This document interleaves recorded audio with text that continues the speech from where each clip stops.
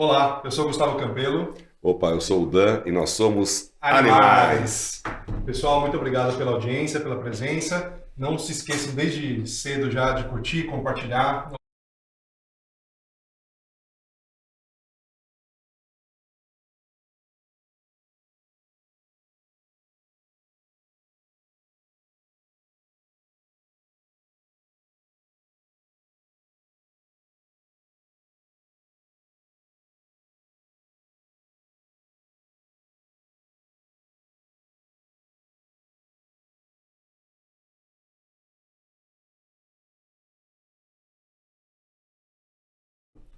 Olá, eu sou o Gustavo Campelo. Opa, eu sou o Dan e nós somos Animais. Pessoal, muito obrigado pela presença de vocês. Vamos começar um novo podcast, mais um para nossa conta. E hoje vai ser bastante especial. Estamos aqui com a doutora Nádia Jorge Souza, certo? Não, com medo de errar. Nádia Jorge Souza, que é uma veterinária especializada em neurologia. Então a gente vai bater bastante papo sobre esse assunto, que é um assunto que muita gente não conhece ainda e que tem crescido cada vez mais, tem sido cada vez mais requisitado. E a tecnologia parece que está mudando bastante as coisas. A gente vai aprender um pouquinho aqui com a Nádia. Então, muito bem-vinda. Muito obrigado por ter aceito o convite. É um prazer ter você aqui com a gente. Muito obrigada a vocês. É um prazer estar aqui. Fiquei muito feliz. Boa. Legal. Muito bom. Bom, a gente gosta sempre de começar, até para você ir se soltando, né, desse nervosismo que a gente fica com as câmeras, né, um pouquinho da sua história. Como é que você se tornou veterinário? Já era um desejo de infância ou foi repentino? Como que foi? Conta um pouquinho da sua história na carreira. Essa parte de querer ser veterinária foi desde criança mesmo, né? Eu tive minha primeira cachorrinha com 10 anos de idade e ela faleceu de pneumonia. Uhum. Eu fiquei muito abalada, né, com aquilo, e eu fiquei admirada também com os cuidados que os veterinários tinham, né? E na minha cabeça eu queria fazer alguma coisa que eu pudesse ajudar animais que ficassem daquele jeito. Eu queria saber o que estava acontecendo, né? Na minha cabeça foi isso. Eu não sabia o que estava acontecendo e eu queria saber o que estava acontecendo. Quantos anos você tinha nessa época? 10 anos. 10 anos quando ela faleceu. Então. Quando ela faleceu. Caramba.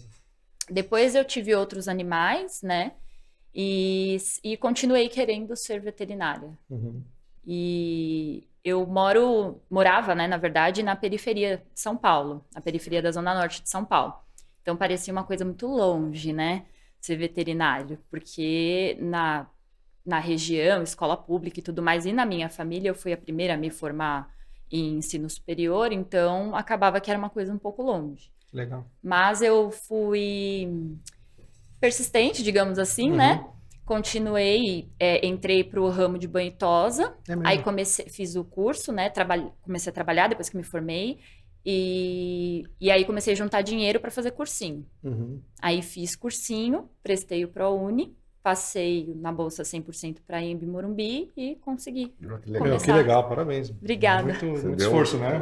Legal. Tem alguns caminhos, se as pessoas souberem, forem persistentes, elas chegam lá, né? Sim. E por isso que eu acho legal a gente começar dessa forma, né? Primeiro que, de fato, a pessoa vai se soltando um pouco diante das câmeras. Segundo que sempre tem umas histórias muito interessantes que, de repente, pode servir de exemplo para quem está em casa assistindo. Né? Um adolescente que está pensando em fazer veterinário, mas fala, puta, mas o curso é muito caro, não sei como. Se esforçar, sempre tem um jeito, né? Sempre tem um caminho possível. Com certeza. Muito e legal. tem muito bolsista, assim, na faculdade particular? Olha, na época que eu fiz na Embi, na minha sala éramos em 3, só na minha sala. Uhum. Então, acredito que tem, né? Tinha cada vez mais naquela época, né? Mudou um pouquinho as coisas, né? Por conta de mudanças de governo que a gente teve, mas até onde eu sei, sim. E Ainda aí, tem. Eu nem sei como funciona. Você tem a bolsa e depois você tem que... a bolsa 100% e não precisa pagar depois de novo. Não é um financiamento, na verdade. Exato. O governo pagava a minha faculdade. É você não precisa devolver o dinheiro depois. Não, eu só precisava não pegar DP. Tá. E se acontecesse? Aí, se acontecesse, a gente ia para uma banca avaliadora que ia avaliar se valia a pena pagar a sua DP e continuar pagando a sua faculdade. Mas se você pagasse a DP, tudo bem? Olha, vou ser sincera que eu não sei, porque eu nunca peguei DP. Boa, preferi não arriscar. Preferi não arriscar, exatamente. E durante a faculdade você já pensava na neurologia ou você tinha outros caminhos possíveis? Como que isso aconteceu? Quando eu entrei, eu pensava em cirurgia. Uhum. Aquele deslumbramento, né, com a cirurgia. Eu ainda gosto de cirurgia, né? Também faço cirurgia de tecidos moles. Na verdade, estou afastada há 4 anos, desde que eu foquei mais na neuro. Mas era mais essa parte de cirurgia. Eu sabia que era cão e gato, né? Que era pequenos animais, mas eu achava que ia ser cirurgia. No segundo semestre, eu tive a minha primeira aula de fisiologia do sistema nervoso e aí eu falei, quero isso. Acho mais legal essa parte. Que legal, que bacana. Segundo semestre. Pô, Segundo semestre. Primeiro ano já mudou total. E aí foi até o final da faculdade com isso na cabeça. Até o final. Aí acabou que eu comecei a trabalhar no Centro de Controle de Zoonoses aqui de São Paulo, né? Eu entrei como, é que eu não lembro agora como eles chamam, mas é como se eu fosse um auxiliar deles, né? E aí lá eu ficava na parte onde a gente tratava de doenças infecciosas. Então a gente só lidava com sinomose e parvovirose, que era o isolamento. E aí eu via a galera muito perdida nessa parte de neuro, né? E aí o professor João Pedro já ficava lá no ambulatório da faculdade, né? Eu enchia bastante o saco dele, perguntava muita coisa para ele, levava muito caso para ele, porque eu queria saber o que estava acontecendo. E aí só foi me interessando mais. Eu já achava interessante a parte teórica, né? A parte prática, apesar de assustadora, eu comecei a achar interessante também, e aí eu comecei cada vez mais com essa coisa de não, é uma Isso coisa... é que ano? Isso foi que ano você estava? 2010, 2011. Porque, assim, a gente não vê muito caso de sinomose, né? Mas tem muita Mas tem muita- muito caso, né? Depende de onde você está em Sim, São Paulo, sim, né? imagino totalmente. É, na O pessoal nosso só dia a dia vacina realmente a gente não vê. contra a raiva, e aí, né, na nossa bolha, Sim. o pessoal vacina, Exato. né? Na periferia, acho que só a vacina grátis, né? Aham, exatamente. Muitas vezes, por incrível que pareça, né? Hoje em dia a informação parece estar em todo lugar, mas por incrível que pareça, tem gente que realmente não sabe. Não sabe, tem sabe que por quê? vacinar. Eles não sabem que a vacina contra a raiva, eles estão preocupados com os humanos, né? Então, por isso que vacina os Sim. cachorros. Exato. Mas ninguém está preocupado com os cachorros. Esse cara da periferia, ele fala, já vacinei meu cachorro, ele acha que está Eu vacinado. acho que é tudo. Mas E o resto é pra ganhar a dinheiro. V10 ou a V8, sei lá, é mais importante pro cachorro dele do que a VR, Sim. né? Sim, Com certeza. Pro Exatamente. cachorro, não pra zoonose, né? Exato. sim.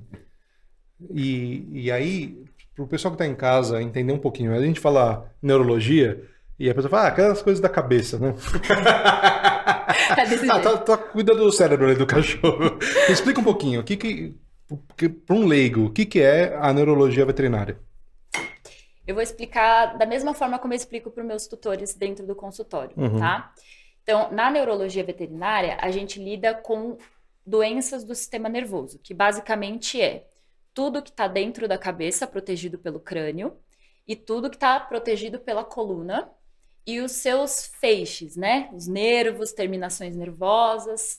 E então a gente fala que é sistema nervoso central, que é o eixo central, e o sistema nervoso periférico, que é o que sai do sistema nervoso central e vai dar informação para onde o sistema nervoso Que central tá no corpo sozinho não inteiro. consegue chegar, corpo todo. Então, cuida de tudo. Cuida de Não, tudo. porque eu tenho ouvido falar bastante ultimamente, né, que o intestino é tipo o cérebro da pessoa. segundo cérebro. É, o segundo cérebro. Às vezes tem gente que Sim. fala que até é o primeiro, que tem muito mais neurônio que na coluna vertebral e que produz, sei lá, serotonina, sei lá, coisas que eu tenho ouvido falar. E eu falo, pô, a gente nunca tinha esse cuidado com o intestino que o pessoal preconiza, né? Sim. Mas isso é só no humano ou também nos bichos? Também nos bichos, uma excelente pergunta, porque isso é uma coisa que eu venho reafirmando cada vez mais, né? Que muitas vezes o animal ele vem com uma alteração de sistema nervoso, que não necessariamente eu vou olhar para o meu paciente só como um sistema nervoso, eu tenho que olhar para o meu paciente como um todo. Então, muitas vezes ele tem uma inflamação no sistema nervoso e tem um desarranjo gastrointestinal. Eu não vou focar só no sistema nervoso. Eu sei que se eu não cuidar daquele intestino, eu posso dar um montão de remédio para aquele sistema nervoso, ele não vai é o conseguir intestino reagir. inflamado. Exatamente. E as comidas inflamam? Porque, Podem inflamar, sim, dependendo do alimento, sim. mas um alimento industrializado inflama ou só se o cachorro for alérgico, por exemplo? Ele pode inflamar mesmo o animal não sendo alérgico. É que quando ele é alérgico, ele tem uma hiperreação, A né? inflamação é maior. Exatamente. Exatamente. Mas, por exemplo, se a gente der muitos alimentos com corante, aromatizante, conservante químicos, glúten, coisas que eles normalmente não têm o organismo feito para digerir, né? Então, aí sim eles vão inflamando. É que os sinais de animais não alérgicos são sutis. Então, às vezes, o sinal vai ser uma diarreiazinha aqui, uma falta de apetite, uma alteração na pele que surgiu do nada. Então, Isso aí pode mudar o comportamento do cachorro? a alimentação Sim, depende... mas essa mini inflamação que você falou, que é quase imperceptível, porque a gente trabalha com comportamento, entendeu? E às vezes a gente esquece de ver isso. O cachorro tá com uma diarreiazinha, uma diarreiazinha não é nada. Mas ele pode estar mudando o comportamento dele, ficar mais agressivo, ficar mais reativo, ficar mais, sei lá, de alguma maneira... Ansioso, medroso, não sei. Porque ele tá com alguma inflamação intestinal. Pode, a depender do sinal clínico que essa inflamação vai causar, por exemplo. Porque causa mal-estar, causa enjoo, causa deficiência de muitas vitaminas e minerais, porque o intestino para de absorver da forma correta. Então, a gente começa a ter várias alterações e as de comportamento também podem acontecer. Inclusive, nas faltas de vitamina B6 e B12 acontece bastante. O cachorro está mudando de ração, por exemplo. Já pode ser uma coisa que a gente tem que ficar mais de olho. Sim. E qual que é a saída para isso? Para a parte de inflamações intestinais é uma alimentação adequada, né? Então, as rações, a gente tem grupos de rações que são melhores e tudo mais, né? Que a gente sempre indica, se o tutor opta por fazer ração. Se ele optar por fazer alimentação natural, sempre acompanhado com o nutrólogo e com suplementação, porque a gente sabe que alimentação natural não é só pegar o que você está comendo e dar para o animal, né? E aí a gente vai começando a controlar essa disbiose, né? Que é esse controle das bactérias boas desse intestino. Mas o povão, 90%, sei lá quanto, 80%, vai dar um alimento barato. Então tem muito cachorro com o intestino mais inflamado do que deveria. Tem. Tanto que tem doenças que estão aparecendo muito mais do que deveria também. As alergias, por exemplo, de pele, associadas ou não a alergias alimentares, né? Na neurologia em específico, a gente tem as encefalites, que são as doenças autoimunes do sistema nervoso central, que elas estão aparecendo cada vez mais e elas estão associadas muitas vezes a coisas também do intestino, né? A galera compra uns petiscos que tem nada a ver, tudo cheio de corante que a gente vê por aí, né? Aqueles muito coloridinhos. Então, eu que são os que mais chamam atenção, né? Exato. Porque tem uns nomes sempre muito atrativos, e a embalagem né? também, Sim. né? Picanhitas, queijitos, salamitas, não é? Uns nomes muito bons. Então, voltando àquela humanização, né? O cara vai lá e compra uma coisa que ele acha que seria bom pra ele, né? Tipo, a gente come baconzito, que não é bom, mas a gente tá acostumado a comer, né? Exato. Vou dar pro meu cachorro parecido. Né? Exato. Exato. E sem falar que as pessoas ainda não têm aquela visão que a indústria pet não necessariamente ela vai fazer um alimento só porque é bom pro pet. Não, né? pra ganhar Então dinheiro. eles acham que tudo que tá ali pode, porque se foi a indústria que fez, a indústria pet que fez, é porque é bom pro Não, pet. as pessoas, a gente agora, depois de muito tempo na vida, né? A gente começa a pensar no que a gente tá comendo, né? Mas por muito tempo a gente não pensa. E muitas vezes você fala, bom, Dani, se eu vou no McDonald's, eu vou comer uma batatinha frita, você não quer nem saber o que tem lá dentro, né? Sim. Quando o pessoal fala assim, se você não tá comendo o que você colheu, o que você caçou, o que você pescou, você não devia estar comendo nada, né? Os cachorros meio parecidos, se eles não comerem o que eles caçam, né, ou que eles na natureza, mas a gente tá mudando muito isso aí. Então eu acho que por isso mesmo que tá tendo mais problemas comportamentais do que fora os problemas veterinários, né, que são muitos. Sim, Mas exatamente. é um assunto bem complexo, né? Bem Porque ao mesmo complexo. tempo, me corrija se eu estiver errado, uma das mudanças que fez com que os cães vivessem mais tempo é justamente uma alimentação de melhor qualidade. Sim. Mas ao mesmo tempo, essa alimentação de melhor qualidade também traz uma série de outros problemas. Não, melhor qualidade não, porque tem umas de baixa qualidade, né, Gustavo? Sim, mas os Tem cães uma- hoje vivem mais do que vivem, em média, Porque mais tem, do que viviam tem antes. melhores veterinários também. Também.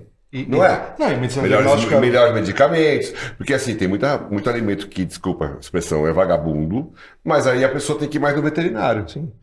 Não, Né? Sim. e hoje é feito muito mais diagnósticos do que antes. É, Antes então. não tinha Exato. equipamento, não tinha E tecnologia, os caras não era falam, caro. tem outro lado, os caras falam, porque os animais agora têm câncer porque comem Ração.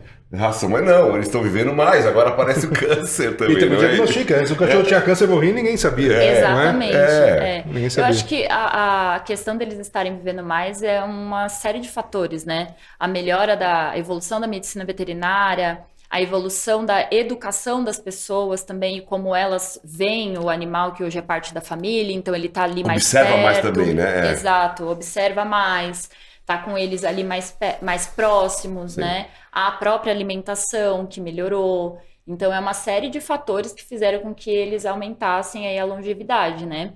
Mas nem sempre longevidade significa qualidade, né, de vida. Sim, concordo Então, plenamente. tem essa questão também.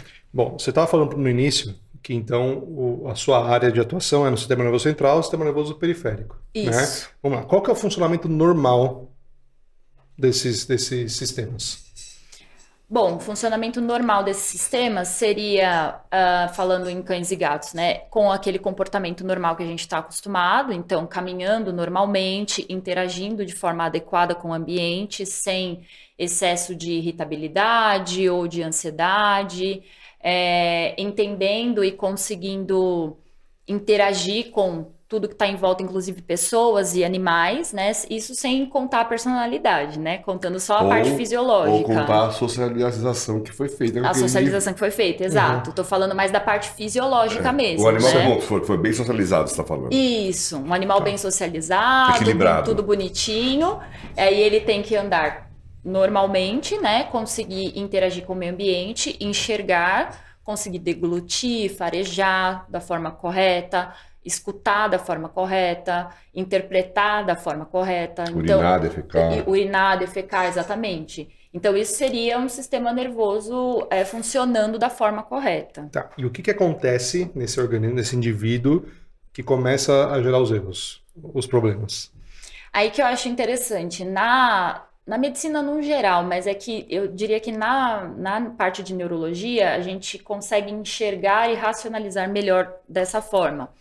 Que os sintomas, eles não vêm da doença, eles vêm do local que está sendo afetado, né? Eu sempre explico isso também para todos os tutores. Então, depende de qual sistema está sendo afetado. Vamos supor que é o cérebro que está sendo afetado. E no cérebro a gente tem a funcionalidade, uma das principais, dentre muitas, essa parte de comportamento e interação com o meio ambiente. É aquele animal que vai estar, então, confuso, não vai conseguir interagir com o meio ambiente, fica andando meio sem rumo, não sabe muito bem para onde olhar, fica olhando para o nada. Então, aí eu sei que é um animal que está com uma lesão no cérebro. Não vou falar de uma doença específica, porque não é assim que a gente faz. É no cérebro. A doença a gente vai descobrir mais tarde através de exames. Mas é um dos exemplos, né? Tá. Cada parte do corpo que você vai ver os sintomas, você vai saber mais ou menos de onde é. Exatamente. Né? A localização de lesão, que é a base da neurologia, né? Você já faz pela... A gente faz assim. Pelos sintomas. Pela anamnese, pelos sintomas. Exato. Anamnese, sintomas e exame físico neurológico. Então, a gente faz uma série de testes em que vai me remeter se aqui está funcionando e ali não, aonde que eu estou querendo testar, né? Então, aí eu vou dizer se é aqui ou ali que está o problema. Eu sei que ali está lesionado. Qual é a doença que está causando essa lesão? É o que a gente vai descobrir através de exames e investigação mais profunda. Ok, então, repetindo ainda a minha pergunta, aprofundando um pouco mais, o que causa essas lesões? O que pode causar? As doenças em si? Isso. Tá. Então, a gente pode ter doenças infecciosas, como a sinomose, que a gente estava falando, por exemplo, mas existem outras. Doenças inflamatórias, puramente inflamatórias, como as doenças autoimunes, né? Podem ter anomalias congênitas, que aí vocês, por exemplo, que lidam bastante com o pessoal que cria animais, né? Vocês devem saber bastante. Então, tem hidrocefalia, alterações de formação mesmo desse sistema nervoso, né? Genéticas, exato. E as também congênitas mesmo, que não necessariamente passa de pai para filho, mas que aquele indivíduo nasceu com aquele problema. Nós temos também os acidentes vasculares, então AVC, né, hemorrágico ou o acidente vascular isquêmico. Tem os traumas, então traumatismo crânioencefálico por atropelamento, por espancamento, enfim.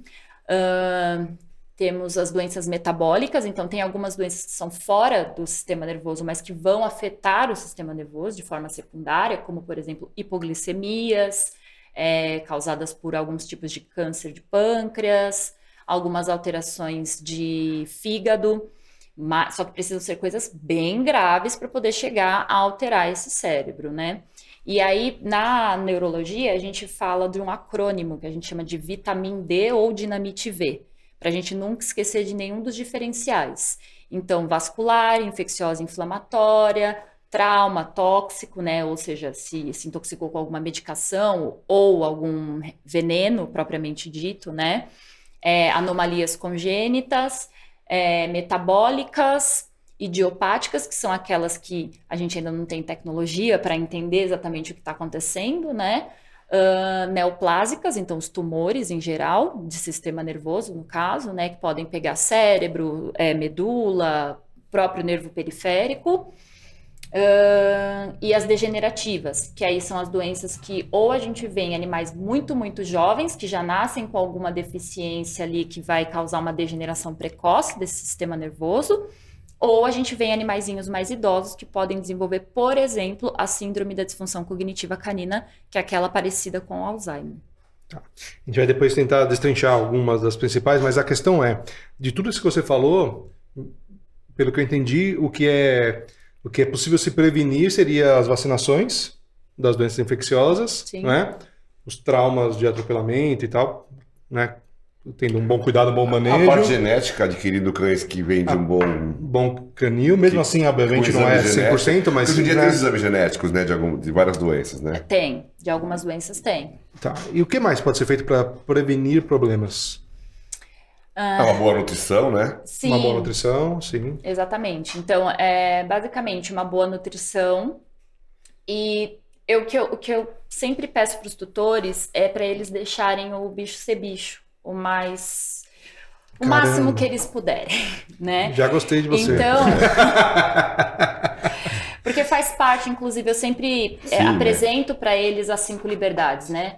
Então, uma das 5 liberdades é a liberdade de expressar o comportamento natural, que é uma das coisas que a gente está tirando deles. Sim, eu estou querendo o comportamento humano. Exato. E muitas vezes eu sei, e pessoas, eu não estou falando que não, tá? Eu sei que não é por querer, não é por mal. Sim. Né? Então, mas eu tento, eu acho que uma das coisas que eu tenho que fazer é ensinar o que eu acredito que é o que eu acredito, né? E que os estudos mostram pra gente, que é o correto a ser feito por eles.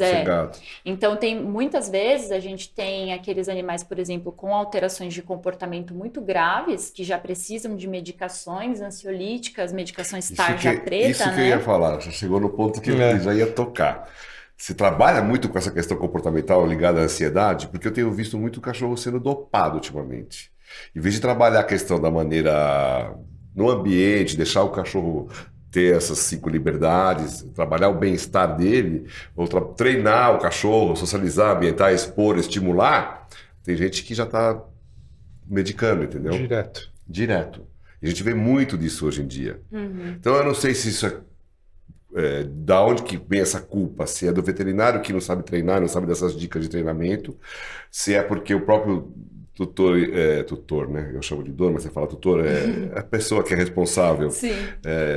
Já procura alguém que já vai medicar isso. O que está acontecendo nesse sentido? Aí tem muita divergência de informação, né? Eu, como neurologista, eu pego, então, muitos animais com alterações de comportamento, que vem para mim para que eu descubra se aquela alteração de comportamento ela é neurológica ou puramente comportamental. Então, eu faço toda essa triagem para saber se é neurológica, não sendo, eu encaminho... Se tem uma doença. Exatamente. Não sendo, eu encaminho para o especialista ou se a doença está vindo da maneira que ele é criado. Exato. É basicamente isso. E aí, é bem difícil dos tutores aceitarem que a resolução do problema não está numa pílula. É bem difícil. Então... Mas o que eles querem? Que o cachorro tome remédio a vida inteira? Eles querem. Alguns querem. Tá. Não todos, claro, mas alguns querem. E aí, muito por isso também, a gente vê muitos cães, às vezes até filhotes, indo por esse caminho e ficam realmente dopados, né? Existe algum estudo, ou seja, o que pode acontecer com esse animal na parte neurológica de passar tanto tempo com um ansiolítico, por exemplo? Assim, os ansiolíticos, como todas as outras medicações, têm efeitos colaterais, né? A longo prazo ou a curto prazo? A curto prazo eles podem ter, se o animal não se acostumar, por exemplo, podem ter vômitos, diarreia, alucinações, né? Podem ter sedação intensa, que não é o ideal. Então, não é o ideal um animal que está tomando ansiolítico, ele não tem que ficar dopado. Mas a gente vê muito isso. Né? A dose tem que ser ajustada para que ele não fique dopado. No início, nos primeiros 5 a 10 dias ali, o animal vai ficar mais sedado mesmo por conta do que está acontecendo ali no organismo de se adaptar à medicação. Depois disso, o animal não é para ficar dopado, ele tem que ficar normal. É que às vezes o dono até pede, porque para ele é um alívio ter um animal que só dorme. Que deixa fazer carinho, que não ataca. Porque o próprio ser humano também está tomando muito remédio. Sim, né? muito Sim. medicamento. Né? Sim. E é uma coisa que eu também venho repetindo dia a dia para os tutores, né? Eu sempre falo para eles, olha, o manejo é importante, não existe pílula mágica, é um conjunto que a gente tem que fazer de fatores, É um estilo né? de vida, Eu né? trabalho muito com a medicina integrada, né? Eu gosto muito de trabalhar com a medicina integrada. Então, eu Pois. sou alopata, porém não só. Mas nesses casos aí que você fala que você observa o comportamento para perceber se é uma doença ou se é comportamental, quantos por cento é de cada? A maioria é comportamental. Eu não sei dizer uma porcentagem, mas a maioria com certeza. Tem que virar é treinador, então. Eu gosto A gente do... trabalha junto. É, Não, porque é impressionante, né? A pessoa acha que eu já tenho uma doença, na verdade a doença está no estilo de vida que impuseram esse campo. No Sim. relacionamento, né, com que o próprio responsável cria com o cachorro. Aí, se você né? ficar falando português com um cachorro, ele vai ficando ansioso, porque ele não entende nada, ele pode manifestar algum tipo de como fala, de transtorno obsessivo compulsivo, sei lá, né? sim, aham. E aí ele vai ficar, você acha que ele tá louco, mas ele tá ficando louco por causa das suas atitudes, né? Tá só pegando um pouquinho da loucura do dono. Mas é meio assim, meio isso, né? Trocando em miúdos, para o pessoal entender, né? Sim, é. Agora, vamos lá. Quais são as coisas importantes que uma família deve observar nos seus animais, seja cachorro, seja gato, que deve acender a luzinha amarela de alerta de, putz, será que eu preciso procurar um neurologista? Ou seja, qual que é o caminho? A pessoa procura direto um neurologista, ela vai para um clínico geral, e esse clínico que encaminha, e quando uma pessoa deve procurar esses profissionais? Quando o animal começar a ter algum tipo de manifestação de sintoma neurológico. Então, o que seriam, né? Principalmente, que eu peço para observar. Modo de locomoção, então começou a andar, cair muito, andar meio torto, escorar nas paredes para andar. Mudança de eixo da cabeça, então começou a ficar com a cabeça torta para um lado, ou parecendo que quer ir com a cabecinha para trás, né? Que mais? Crises epiléticas, né? Que são, na maioria das vezes, evidentes, mas qualquer tipo de tremor é anormal. Então, se o animal, que não seja de medo, claro, né? Então, se o animal começa a ter tremores, a pessoa precisa procurar também um neurologista. Ela pode fazer os dois caminhos hoje em dia, na verdade, né? Pode ir num clínico geral para poder fazer essa triagem e encaminhar para o neurologista, ou pode ir direto para um neurologista. Hoje eu tenho atendido os dois públicos. Se ela achar ou tiver certeza que é um problema neurológico, né? Sim. Aí ela pode procurar direto um neurologista. Então, animais que estão perdendo essa capacidade de interação com as pessoas da família, animais que eram, por exemplo, muito bonzinhos e de repente estão ficando agressivos sem nada aparente, ou agressivos de forma tipo aguda ou repentina, sabe? De forma repentina, que não é muito comum, né? Porque as mudanças de comportamento que tem mais a ver com a parte comportamental, elas são mais devagar, o animal vai mudando aos poucos, né? Então a gente vai, essa parte mais aguda tende a ser doenças neurológicas também. E aí mais uma dificuldade, né? Porque às vezes para a pessoa foi uma mudança repentina, mas quando a gente vai fazer uma boa anamnese, a gente vai começar a descobrir que lá atrás já começou a ter mudanças, mas não deu muito valor para agressividade, por exemplo. Ah, não, começou 2 anos atrás.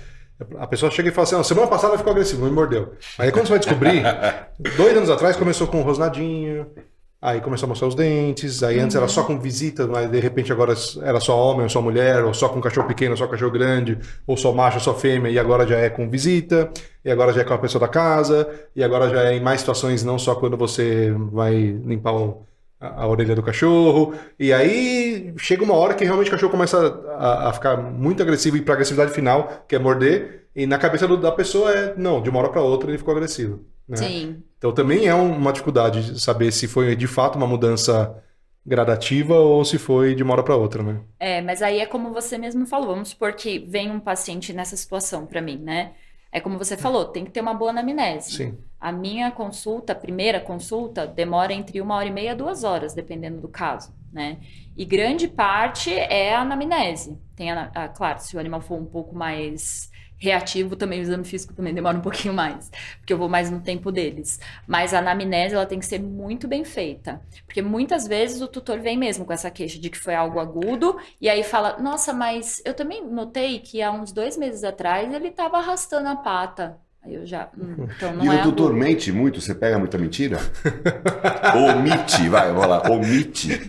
Pra tirar o dedo da reta? Fala a verdade. Me colocando em saia justa Não aqui. fala o nome de ninguém. Omitir, sim. Mentir, poucas vezes, assim. De verdade. Eles mais omitem por vergonha, ou por medo de tomar uma bronca, ou por medo de ouvir foi sua culpa, algo do tipo, Sim, mas aí ele sabe? tá escondendo uma informação importante, não? Aí a gente vai criando algumas habilidades ao longo da vida clínica, que é perguntar a mesma coisa 20 vezes de formas diferentes. Não, mas é curioso, porque quando a gente... Bom, nos nossos casos a gente vê... Fez aquilo que eu pedi? Fiz. Aí você olha para o cachorro, você sabe que não fez, porque está tudo errado, né? Sim. Mas quando a gente conversou com a Balda, né, aqui sobre a parte dermatológica, ela falou, poxa, é impossível. O cara fala que não dá comida fora da alimentação natural normal do cachorro, mas você vê que tá dando, porque ele tá pipocando ali uma série de problemas, né? Eu acho que quase todas as áreas tem a mentirinha. Na sua, você acha que é mais... Talvez por ser um assunto mais sério? Não Neurologia sei, assusta mais, né? Exatamente. Neurologia assusta muito. Então, talvez por isso eles... Mas assim, de verdade, eu não sinto que eles mentem, mas eu sinto que eles omitem algumas coisas por receio ou por vergonha. Entendi. Isso eu sinto. Mas raramente, por exemplo, é muito raro eu falar não faça isso e eles fazerem. Alimento, sim, eles fazem, né? Alimento é difícil, Alimento é mais difícil, eu acho que para E qualquer você área. fazendo uma anamnese tão longa, tanto a anamnese e o exame, né? Você cobra por hora ou você tem um valor fixo? Eu tenho um valor fixo. E obviamente não atende plano de saúde, imagino. Não. Também não, isso é importante. Como é que você faz uma consulta de 1h30, 2 horas? Que eu acho que deveria ser todas, eu acho que deveria 3 ser horas, assim. se fizer o exame também, você pode demorar 3 horas com o cachorro, não pode? Olha, eu nunca cheguei.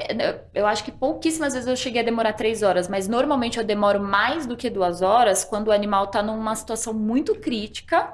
E aí eu ajudo, acabo fazendo essa parte de neurointensivismo junto com o hospital, ou faço, se eu estiver na minha clínica, eu faço junto com a minha enfermeira e tal. Aí demora mais. Mas se for uma parte mais ambulatorial, geralmente 2 horas é o suficiente. Voltando ao negócio que eu falei, acho que é importante o pessoal de casa saber o quão importante é escolher um bom profissional, né, de qualidade. Porque, pô, a gente vê um monte de consulta aí que o cara entra e sai em consulta em 5 minutos, cara. O cara fast check-up. Né? Não tem como. Não tem como. Ainda mais porque o nosso paciente não fala, né? Então, muitas coisas a gente tem que interpretar a forma como ele fala, né? Que é a leitura corporal. Então, a gente tem que interpretar, sentir o paciente ali. Então, é um pouco complicado você E o fazer paciente isso tá de forma chegando muito lá, rápida. tá tenso, né? Sim. Tá num ambiente diferente. Às Exato. vezes ele tá manifestando até outros sintomas porque ele tá tenso, né? Sim. Tanto que uma das coisas que eu sempre pergunto para os tutores é qual que é a rotina e qual que é o comportamento normal daquele animal. E se mudou essa rotina e esse comportamento depois da queixa, né? Ou não. E se faz isso mesmo em casa, faz aquilo em casa, que eu vou observando. Enquanto eu vou conversando com o tutor, eu vou fazendo uma das partes da neurologia que é muito importante, que é a observação mesmo. Eu estou conversando com o tutor e estou observando o animal, o que ele está fazendo. Igual, Se ele está parecido com a parado, gente, se ele né? está...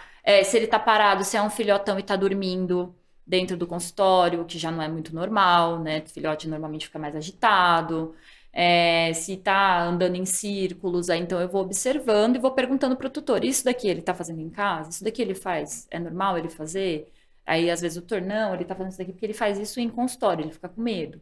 Aí eu já, então isso aqui e vou... E aí é um quebra-cabeça, né? A gente vai juntando um quebra-cabeça para compor o raciocínio. Uma vez que a gente descobre a localização, você vai pedir, como você falou, exames específicos, né? Quais são esses exames hoje em dia que são necessários?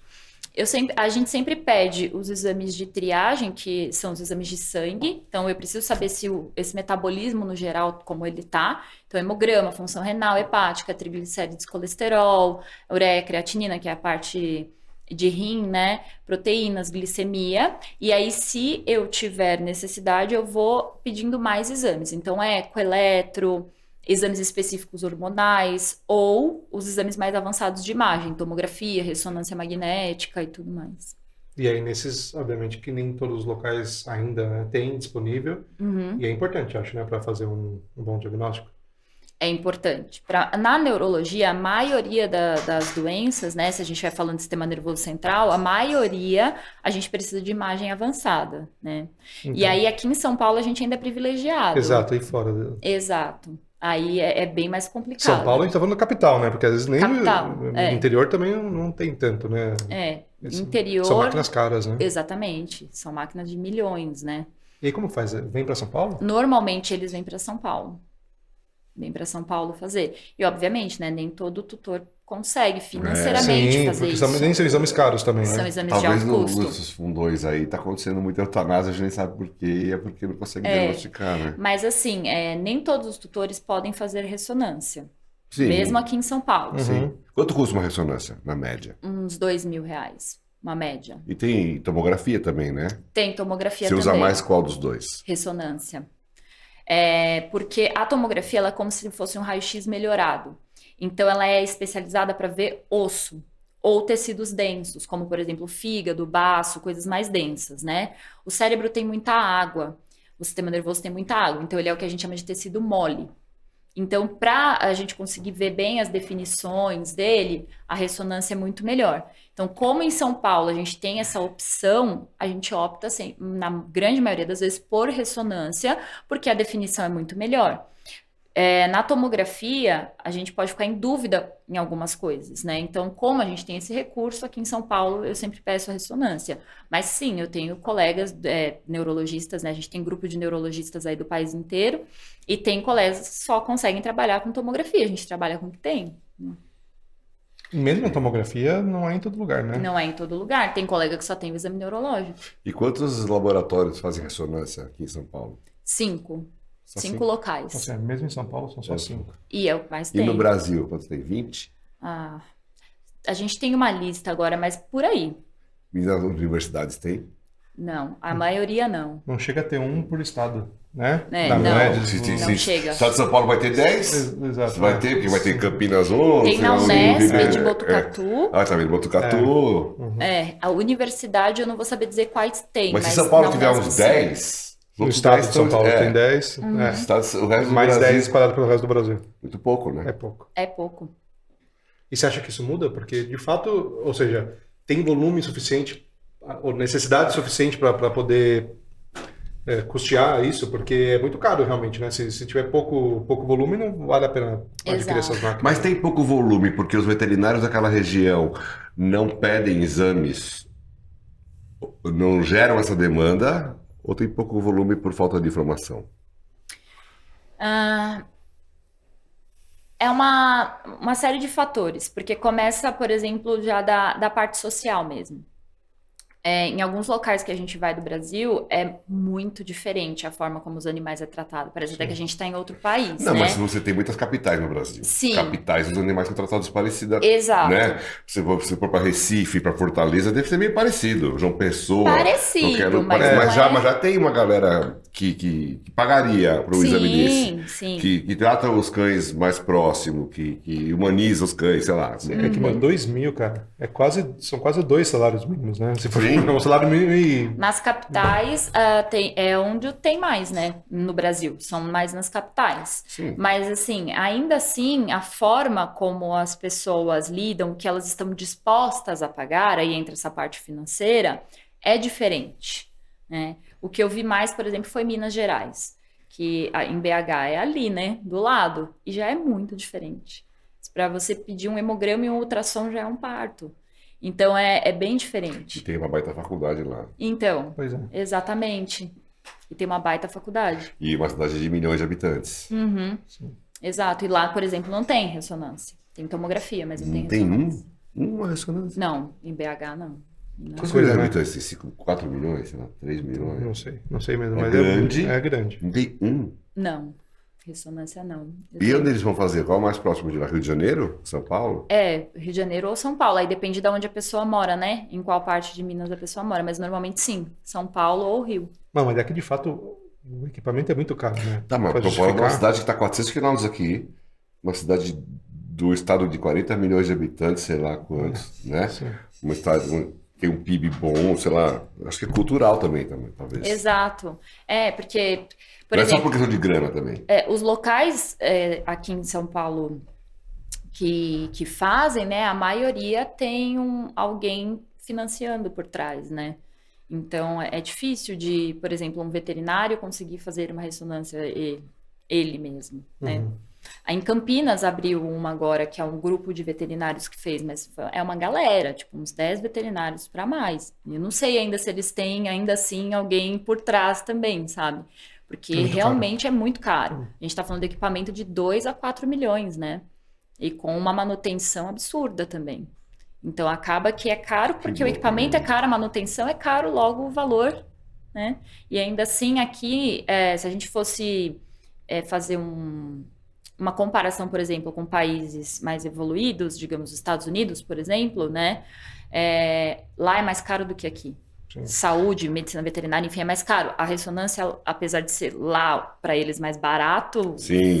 colocar a ressonância em si, Proporcionalmente é mais exato. barato, né? Eles ganham Exato. mais. Mas ainda assim, lá, proporcionalmente é mais caro, porque o pessoal fala, mas é em dólar. Mas então, as pessoas ganham em dólar e gastam em dólar, né? Sim. Então, proporcionalmente é mais caro. Mas eu vou confessar um crime, mas também não vou falar quando nem onde, então. Quebrei um aparelho de ressonância. Nossa! Uma vez eu briguei, eu também não vou falar onde, deveria até, mas eu briguei, porque meu cachorro precisava fazer uma ressonância num laboratório grande conhecido aí, sedou o bicho, quando foi pra máquina, a máquina tá quebrada. E o dono do laboratório veio lá vai pedir desculpa. Eu falei, cara, desculpa não, cara, meu bicho tem 14 anos, você sedou o bicho. Deu uma bafafá, eu não vou falar o nome do laboratório, mas, enfim, fico até nervoso, lembra? Mas o que eu ia falar é o seguinte, lembra uma cachorrinha, uma Border Collie? Já tô falando os nomes, né? Nem vai falar. Mas, Teve problema. então, tive problema de reumatóide, não sei o que, precisava fazer exame. E aí não tinha, naquela época. E aí... Naquela época, 15 anos atrás? 10 anos atrás? 17, 15 anos atrás. Um pouco mais, hein? 16, 17 anos atrás. E aí não tinha mesmo. E aí o que a gente fez foi subornar o laboratório, o guarda do laboratório, para fazer um negócio noturno, cara.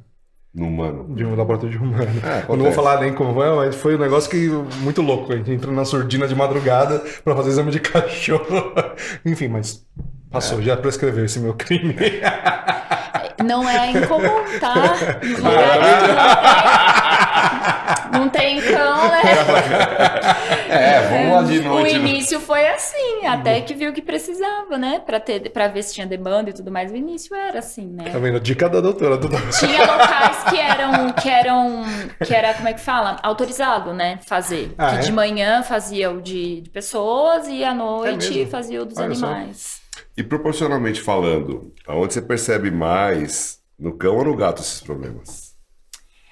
Eu atendo muito mais cão do que gato. Sim. Mas tá chegando cada vez mais gatos. É porque o gato é mais difícil do tutor de gato chegar no especialista neurologista. Porque hoje em dia tem um especialista em felinos, né? Então a maioria vai para o especialista em felinos. Mas aí ele vai encaminhar para o neurologista ou ele segura? Depende, às vezes eles seguram, às vezes eles Mas encaminham. aí é ruim pro cliente. É. Mas ele segura por quê? Porque ele acha que ele vai resolver ou porque ele tem medo de perder o cliente? Normalmente porque acha que vai resolver. Tá. Mas ele não é neuro, ele é clínico geral. É. Esse disse tudo. Esse tem uma resenha enorme por trás. Mas fala assim, o gato é um animal que ele salta, ele faz uns movimentos muito precisos. Fala assim, na vida do gato, eu acho que o problema neurológico pode até ser pior que na vida de um cachorro. Né? O gato vai para ambientes mais altos, que a gente acha que é mais perigoso, eles têm uma precisão enorme, né? Enorme. Então eu acredito que um problema neurológico para um gato deve ser gravíssimo. Assim, eles sentem muito mais, né? E aí a mudança comportamental deve ser muito mais visível. Muito. Uhum. Né? Sim, principalmente, e quando os tutores de gato chegam a fazer tudo, né, levar e tudo mais, eles prestam muita atenção, né, eles são muito atentos, tutor de gato. Que tá vivendo num apartamento junto com o gato, né? Exatamente. Numa kitnet lá no estúdio. Exatamente. O cachorro às vezes tá mais no quintal, tá, né? Então, qualquer coisinha, eles sabem que qualquer mexida de bigode diferente, eles sabem que não tá normal, né, daquele gato. E o gato, ele é difícil de demonstrar, mais difícil de demonstrar, mas quando ele demonstra, aí é mais impactante, digamos assim, né? Tanto que as crises epiléticas de gato, elas costumam ser mais violentas, essa parte de deficiência de movimento, né? Os tutores sentem mais, os gatos sentem bastante, justamente por não poder pular nas coisas. Uhum. E gato é mais independente, né? Então, eles acabam ficando até com a parte mesmo emocional, mas eles ficam bem diferentes, ficam mais apegados. Eu imaginei que o problema neurológico seja mais grave para um gato. Sim. Ou mais perceptível, pelo menos. É mais perceptível nessa parte de deficiência, né? Que a deficiência, ela fica mais perceptível ali para o tutor e como aquele animal era mais independente, quase não tinha necessidade de ficar... precisando do tutor para muita coisa, claro que eles são super carinhosos e tudo mais, não é isso, mas não precisava do tutor para tanta coisa, né? O cachorro chama mais atenção o tempo todo e tudo mais, né?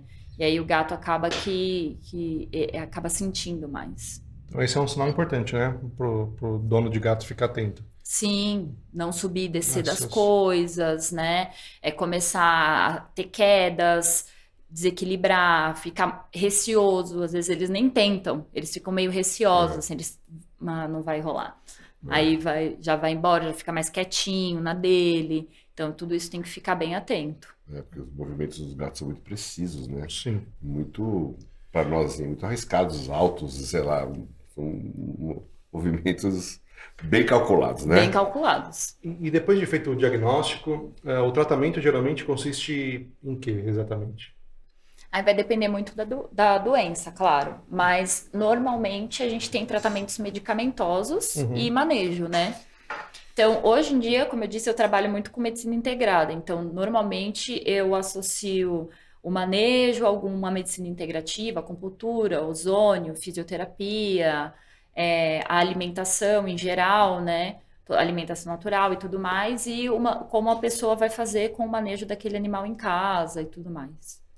Quando você fala manejo, dá um exemplo pra gente. O que é o manejo que você fala?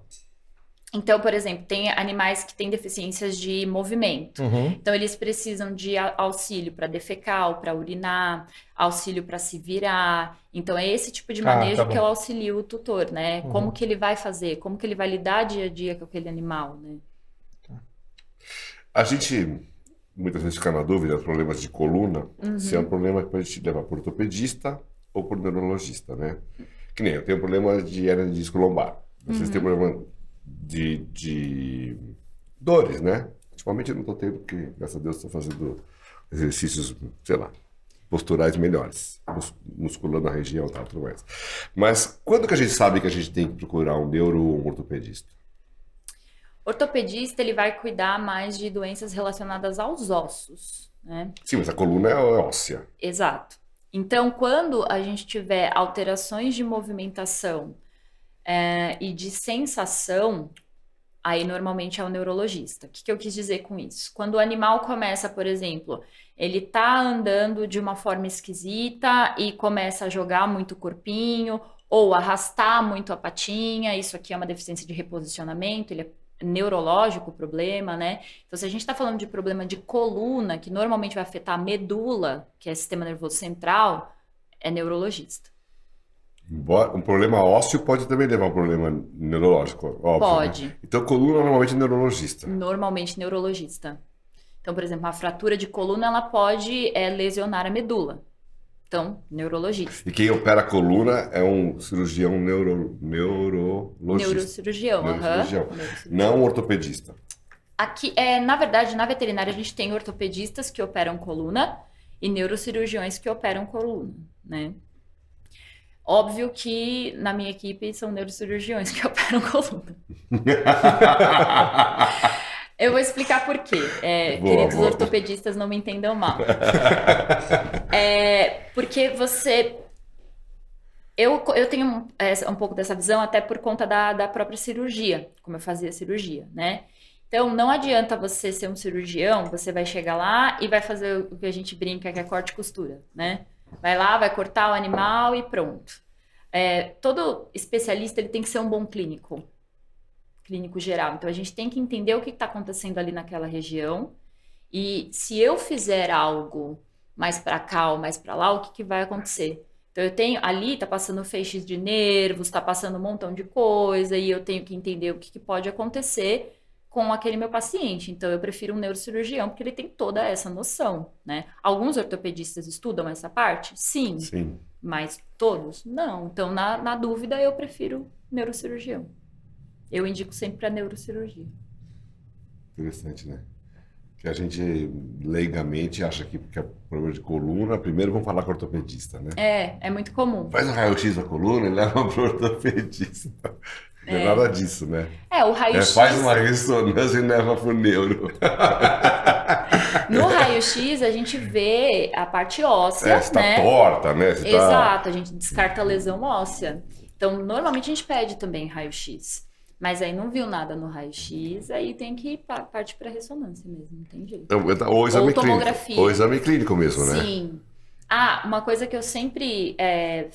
gosto de explicar até para os colegas clínicos gerais que trabalham comigo e tudo mais, né? A gente sempre explica. Na dúvida, deixem esses exames avançados de imagem para o especialista pedir. Por quê? Por conta da localização da lesão. Para não pedir exame do local errado, porque acontece. E aí tem que fazer de novo e é um exame caro. E quem disse que a maioria dos tutores consegue fazer de novo? Não, E aí como você fala para um tutor que o colega pediu errado um exame de R$2.000? Fala assim mesmo, né? Tem que falar. É muito complexo. Vai falar, vai usar o exame errado, também não dá, né? A gente fica numa mega saia justa. Então eu sempre peço para os colegas... Mas é uma questão lógica, eu não vou poder resolver porque essa imagem eu não preciso de uma imagem mais para baixo, ou mais para cima, ou mais para o lado, não é? Exatamente. Ixi, é bem complicado quando acontece, mas assim, os locais que eu atendo, a gente já combina. E na tua vivência você tem, eu não sei se isso é muito, né? Eu não consigo imaginar quantos animais fazem esporte, né? Quantos cães, por exemplo, fazem esporte no universo de cães. Mas você tem tido algum problema que você pode relacionar com alguma doença ou alguma lesão que você relaciona com esportes caninos? Olha, eu tenho acho que pouquíssimos ou nenhum paciente que faz esporte. Alguns border collies que eu já atendi que faziam mais assim, mas não como é que fala? Não eram profissionais, digamos assim, né? Não existe profissional de agility, é tudo amador mesmo. Então tá. Né? Eles não competiam. Não, tá bem, mas a pessoa começa brincando, depois ela pode competir, é muito fácil passar de um lado para o outro, entendeu? Tá, entendi. Mas será que assim, todo mundo faz em escola com profissionais? Essa é a questão, entende? Tá. Não, o cara pode jogar frisbee no parque pro cachorro, Isso, né? E faz o cachorro pular muito, sei lá. Não, mas assim, porque assim, tem gente que fala que é maus tratos fazer esporte com os cães e tem gente que fala que fazer esporte com os cães é maravilhoso. Eu queria saber a sua opinião, entendeu? Esporte vai ser sempre bom. Mexer o corpo é sempre bom, atividade física faz bem para o sistema nervoso, ponto final. Isso é unânime na neurociência, unânime. Tanto humana e animal, né? Até porque os cães são nômades, eles andariam cerca de 10 quilômetros por dia na vida deles e a gente faz eles andarem 2 passos, né? Ou põe no carrinho de bebê. Ou põe no carrinho de bebê. Leva no colo. Exatamente. Então, assim, eles perdem muito por a falta, né, de exercício físico, que gera uma série de coisas boas para esse organismo e, obviamente, para esse sistema nervoso central. Então, fazer exercício físico é necessário, né, para o bem-estar deles e para a parte neurológica também.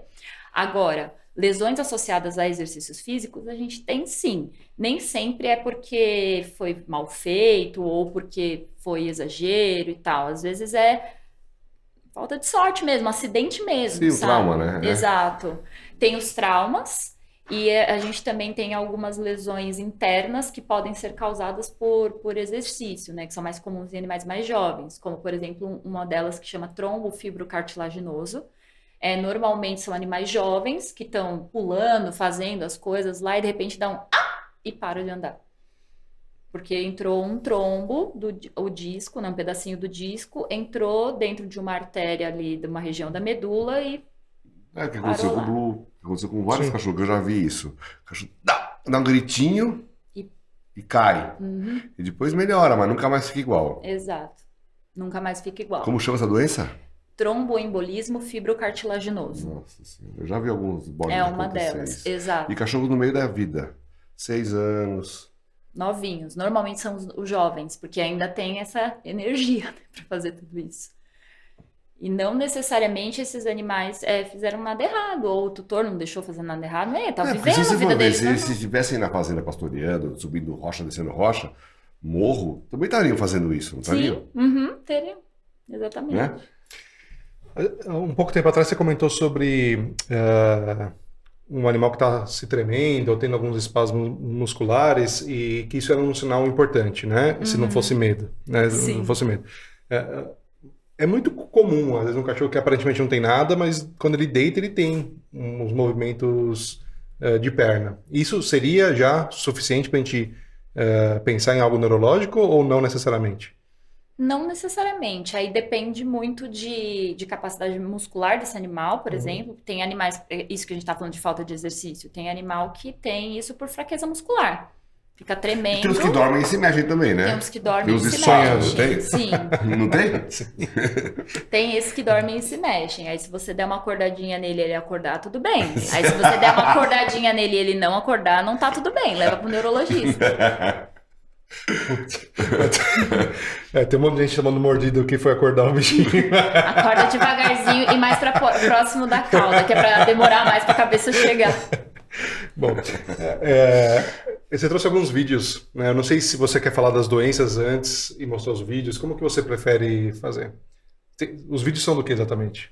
Eu trouxe mais vídeos de alterações de deambulação, que a gente chama, né? Então, alterações de caminhar e de crises epiléticas, pra gente saber diferenciar. Tá. Focal e Deixa eu generalizada. só fazer uma última pergunta Claro. antes de ser nos vídeos, porque quem sabe esses vídeos vão até o final, não sei. A gente hoje em dia, trabalhando com cães, né? Tem muita gente demonizando ferramentas. E a gente sabe que todas as ferramentas mal utilizadas elas podem levar a lesões. Você pega muita lesão advindas de ferramentas que as pessoas usam nos cães, tipo peitoral, enforcador, guia unificada, coleira, ou você não tem muita casuística disso? Não tenho muita casuística disso, mas quando eles têm algum tipo de lesão, eu já peço para mudar, por exemplo, né? Se o animal sente muita dor cervical e eu vejo que o tutor levou com uma coleira cervical, eu peço para mudar. Mas já vi sim animal da pessoa fazer mau uso da ferramenta, foi exatamente isso, da pessoa puxar de uma forma extremamente brusca e desnecessária e o animal luxar a vértebra. Isso já vi sim, em um show. Porque outro dia a gente viu um vídeo com peitoral, né? Mas já vi vídeo de tudo, com enforcador, com coleira, com tudo, né? Depende de como a pessoa usa. Só que tem gente demonizando umas e fazendo apologia a outras, entendeu? Sim, Eu acho que todas podem fazer bem ou podem fazer mal, depende de como forem usadas. concordo plenamente. Não, só pra gente... Esses dias o que a gente viu É no peitoral. era um peitoral No num aeroporto. agente americano. O cara no que tá de mau aeroporto. humor, com o cachorro, com a vida dele, tava dando uns baita tranco num braco lá. No peitoral. No peitoral. E podia machucar o cachorro. Como Com aqueles certeza. cabeços também, pode, né? Uhum. Pode puxar. É aquilo que a gente sempre fala, né? Eu nunca vi até hoje uma coleira sozinha enforcando, puxando o cachorro. Né? Sempre tem a outra ponta, o outro lado da guia. Com A gente certeza. fala, o carro mata, né? Se for mal dirigido, né? Exato, o Então carro parado vamos abolir o carro, né? Que tá matando muita gente. Não, vamos educar melhor as pessoas a saber usar carro, né? Exatamente. A gente falou de várias doenças, mas a gente não entrou em detalhes nenhuma, né? Qual que é o caso que você mais atende hoje em dia, assim? Convulsão. Convulsão. Tá? E aí a Disparado. convulsão, tem vários tipos de convulsão. Exatamente. Tá. E qual é o maior problema que leva à convulsão que você Isso. pega? Isso foi legal você perguntar, porque a convulsão, ela não é uma doença, ela é um sintoma, né, de algum problema no cérebro. Propriamente dito, o cérebro é a única parte do sistema nervoso que tem capacidade de ter como sintoma a convulsão. Então, qualquer doença cerebral pode causar uma convulsão, mas hoje em dia as doenças inflamatórias são muito comuns, né? Então as encefalites, doenças autoimunes, são muito comuns. Então essa é uma das mais comuns que a gente pega. As epilepsias idiopáticas, aí sim eu estou falando o nome de uma doença, né? Que é quando a gente procura tudo, não acha nada, a gente caracteriza como epilepsia idiopática. Mas é uma convulsão aleatória. É uma convulsão e que a gente acaba não encontrando a causa, por falta de tecnologia para encontrar. Às vezes é genética. A epilepsia não é uma doença, é um sintoma? A epilepsia em si é uma doença, epilepsia idiopática, né? Mas a crise epilética, a convulsão é um sintoma. Então, se você não sabe o que é, porque ela pode ser viral, pode ser... Exatamente. Pode ser qualquer coisa? Qualquer coisa. Qualquer doença que estiver afetando o cérebro. Seja ela inflamatória, infecciosa, um tumor, um acidente vascular, pode causar como um dos sintomas uma convulsão, que a gente chama de crise epilética, né? E as convulsões, elas têm vários tipos, né? Vários tem as tipos. Localizadas, tem a focal, a generalizada. Como que diferencia isso? As focais, elas são mais comuns em cabeça. Então, normalmente o animal treme só a cabeça, mas não necessariamente a cabeça inteira. Às vezes só o lábio inferior superior, essa região aqui do rosto, os olhos às vezes ficam tremendo, as orelhas. Tem também aquelas que eles ficam só puxando a pata, fazendo movimentos com as patas e tudo mais. Normalmente, nas convulsões, eles têm o que a gente chama de sinal autonômico, que basicamente é sinal que o corpo não controla porque quer. Então, babar, defecar, urinar, né? Então, o corpo descontrola isso, né? E ele acaba fazendo xixi, fazendo cocô, salivando, fica um pouco perdido, né? Às vezes perde consciência, mas não necessariamente. E perder consciência nos cães e gatos, isso é muito importante, porque é uma coisa que os tutores me perguntam muito, não é desmaiar, não é fechar o olhinho, né? Desmaiar. É ficar com o olho aberto, mas não atender aos chamados, não saber onde ele está. Exatamente, um olhar vago, um olhar totalmente perdido. Isso pode acontecer por trauma também? Pode, por trauma craniano, pode. E quanto tempo dura uma convulsão, geralmente? É muito variável, mas normalmente de 30 segundos a 1 minuto. Tanto que acima disso é uma emergência neurológica. Tá. Crise epilética com duração de mais de 1 minuto, né? E como a gente interrompe? Se a gente pegar um cão, a gente é leigo e acontece na nossa mão isso. O que a gente faz? Não tem como interromper em casa. O que você faz? Aí o você dono está em casa, lá, a família está em casa Começou e uma começou. crise. O que faz? Depende. Se o animal estiver no chão, você mantém ele no chão, não tenta pegar ele no colo, porque pode ter risco de queda e aí vai machucar. Protege a cabeça do animal, não coloca a mão na boca do animal. Essa coisa de que a língua vira e tal, é tudo mentira, tá? E o animal não tá tendo controle, então ele vai prender o dedo e vai arrancar o dedo, né? Ele vai morder. Pra não fazer nada, acalmar, tem que, na verdade, só proteger a cabeça. proteger a cabeça e esperar, colocar de lado, se ele não tiver de lado, não deixar ele de barriga para cima, para ele, por conta da baba, né, que aí sim ele pode engasgar, né, e aí deixa ele de ladinho e protege. Começou a demorar muito, de um jeito cuidadoso, eu sei que vai ser difícil, né, porque assusta e tudo mais, pega ele no colo e leva ele para o pronto atendimento 24 horas mais próximo. Mas demorar muito, é isso aí, você falou, acima de 1 minuto. Exatamente. Tá, até 1 minuto, protege e aguarda. Protege e busca aguarda. ajuda. E se passar de 1 minuto, quer dizer que pode sequelar? Se passar de 1 minuto, são crises muito longas. Então, tanto os danos gerados pelas crises no sistema nervoso podem gerar sequelas, né, permanentes, quanto ele pode continuar, né, a crise pode durar muitos minutos, que a gente chama de status epiléticos ou estado epilético, que é quando demora muitos minutos. Eu já tive paciente, por exemplo, que ficou 40 minutos, já tive paciente que ficou horas tendo epilepsia. Não tem uma medicação que você vai aplicar e vai parar? Em casa, não, mas no hospital, sim. Tá. E você falou de 30 segundos a 1 minuto. Abaixo de 30 segundos não é considerado convulsão? É considerado também, tem crises epiléticas que os tutores falam, demorou 10 segundos. Então, sim, de segundos até 1 minuto pode acontecer. E não precisa necessariamente levar no veterinário de imediato. Claro que se for a primeira vez na vida desse animal, você vai pegar esse animal e depois vai levar, né? Vai só aguardar ele se acalmar e vai levar. E para casos de epilepsia, o Gardenal ainda continua sendo um medicamento padrão ou não? Tem outro já superou? Na medicina veterinária, o Gardenal ainda é o melhor medicamento. Uhum. Ele é o melhor antiepilético porque ele é o mais eficiente e com menos efeito colateral. O que mais tem estudo sobre...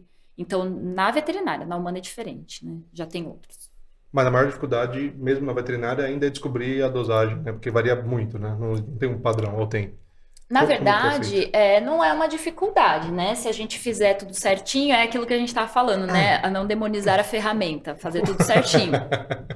Eu sei porque o Gardenal é demonizado, coitado. Eu adoro o Gardenal. Ele me ajuda muito com os meus pacientes. Eu não tomo Gardenal. Isso que eu ia Eu perguntar. preferia Gardenal. Eu li nos seus olhos. E me fala uma coisa, a verminose pode dar sintoma de convulsão? A verminose em si, não. Mas o que ela causa no organismo, como, por exemplo, a hipoglicemia, sim. Ah, então pode estar ligado a um problema de vermes, vai? Em filhotes... Português, claro. Sim, né? Principalmente em filhotes, sim. Uhum. Mas aí não é uma coisa grave, é só você cuidar disso. Você cuida da causa base. Né? Toda vez a gente cuida da causa base. Quando são essas crises que a causa base é fora do sistema nervoso, né? E o sistema nervoso tem uma reação a algo, é um pouco mais simples, né? Sim, as causas bases vai propriamente... Vai nutrir melhor, vai matar o bicho, lá o verme, e você vai melhorar tudo, né? Exato, nesse caso sim. Você comentou agora dos medicamentos, né? Que na medicina humana já tem outros medicamentos mais avançados. Existe alguma possibilidade de fazer comparações entre a neurologia humana e veterinária ou é completamente distinto? Ou seja, muitas áreas de especialidade veterinária, elas caminham copiando ou caminhando junto com a especialidade humana, né? No caso da neurologia também, ou não? Também, né? Não tem como. A medicina humana tem muito mais recurso, né, financeiro e muito mais incentivo à pesquisa, né? Mas os problemas são parecidos. Os problemas são parecidos, só que na neurologia acaba que a gente teve que fazer muita distinção em muitas coisas, por conta de diferença da espécie mesmo, né? Então, antigamente a gente usava o critério de crise epilética era o mesmo da medicina humana. Há alguns anos a gente já tem o nosso próprio guideline, que a gente fala, né? Então já tem o nosso próprio guia, digamos assim, de epilepsias com as nossas nomenclaturas que se adequam muito melhor aos nossos pacientes do que eram antes. Então tem muitas diferenças que são importantes e que por isso a gente teve que fazer essa distinção, né? Teve essa necessidade de fazer essa distinção. Mas tem bastante coisa também que é bem parecida. As epilepsias propriamente dita, né? Tem muita coisa que a gente ainda pega da humana, da questão de tratamento e tudo mais, porém o organismo, ele age de formas diferentes, né? Então, tem muitos antiepiléticos de humano que não dá certo para os animais, porque o organismo age de muitas formas diferentes.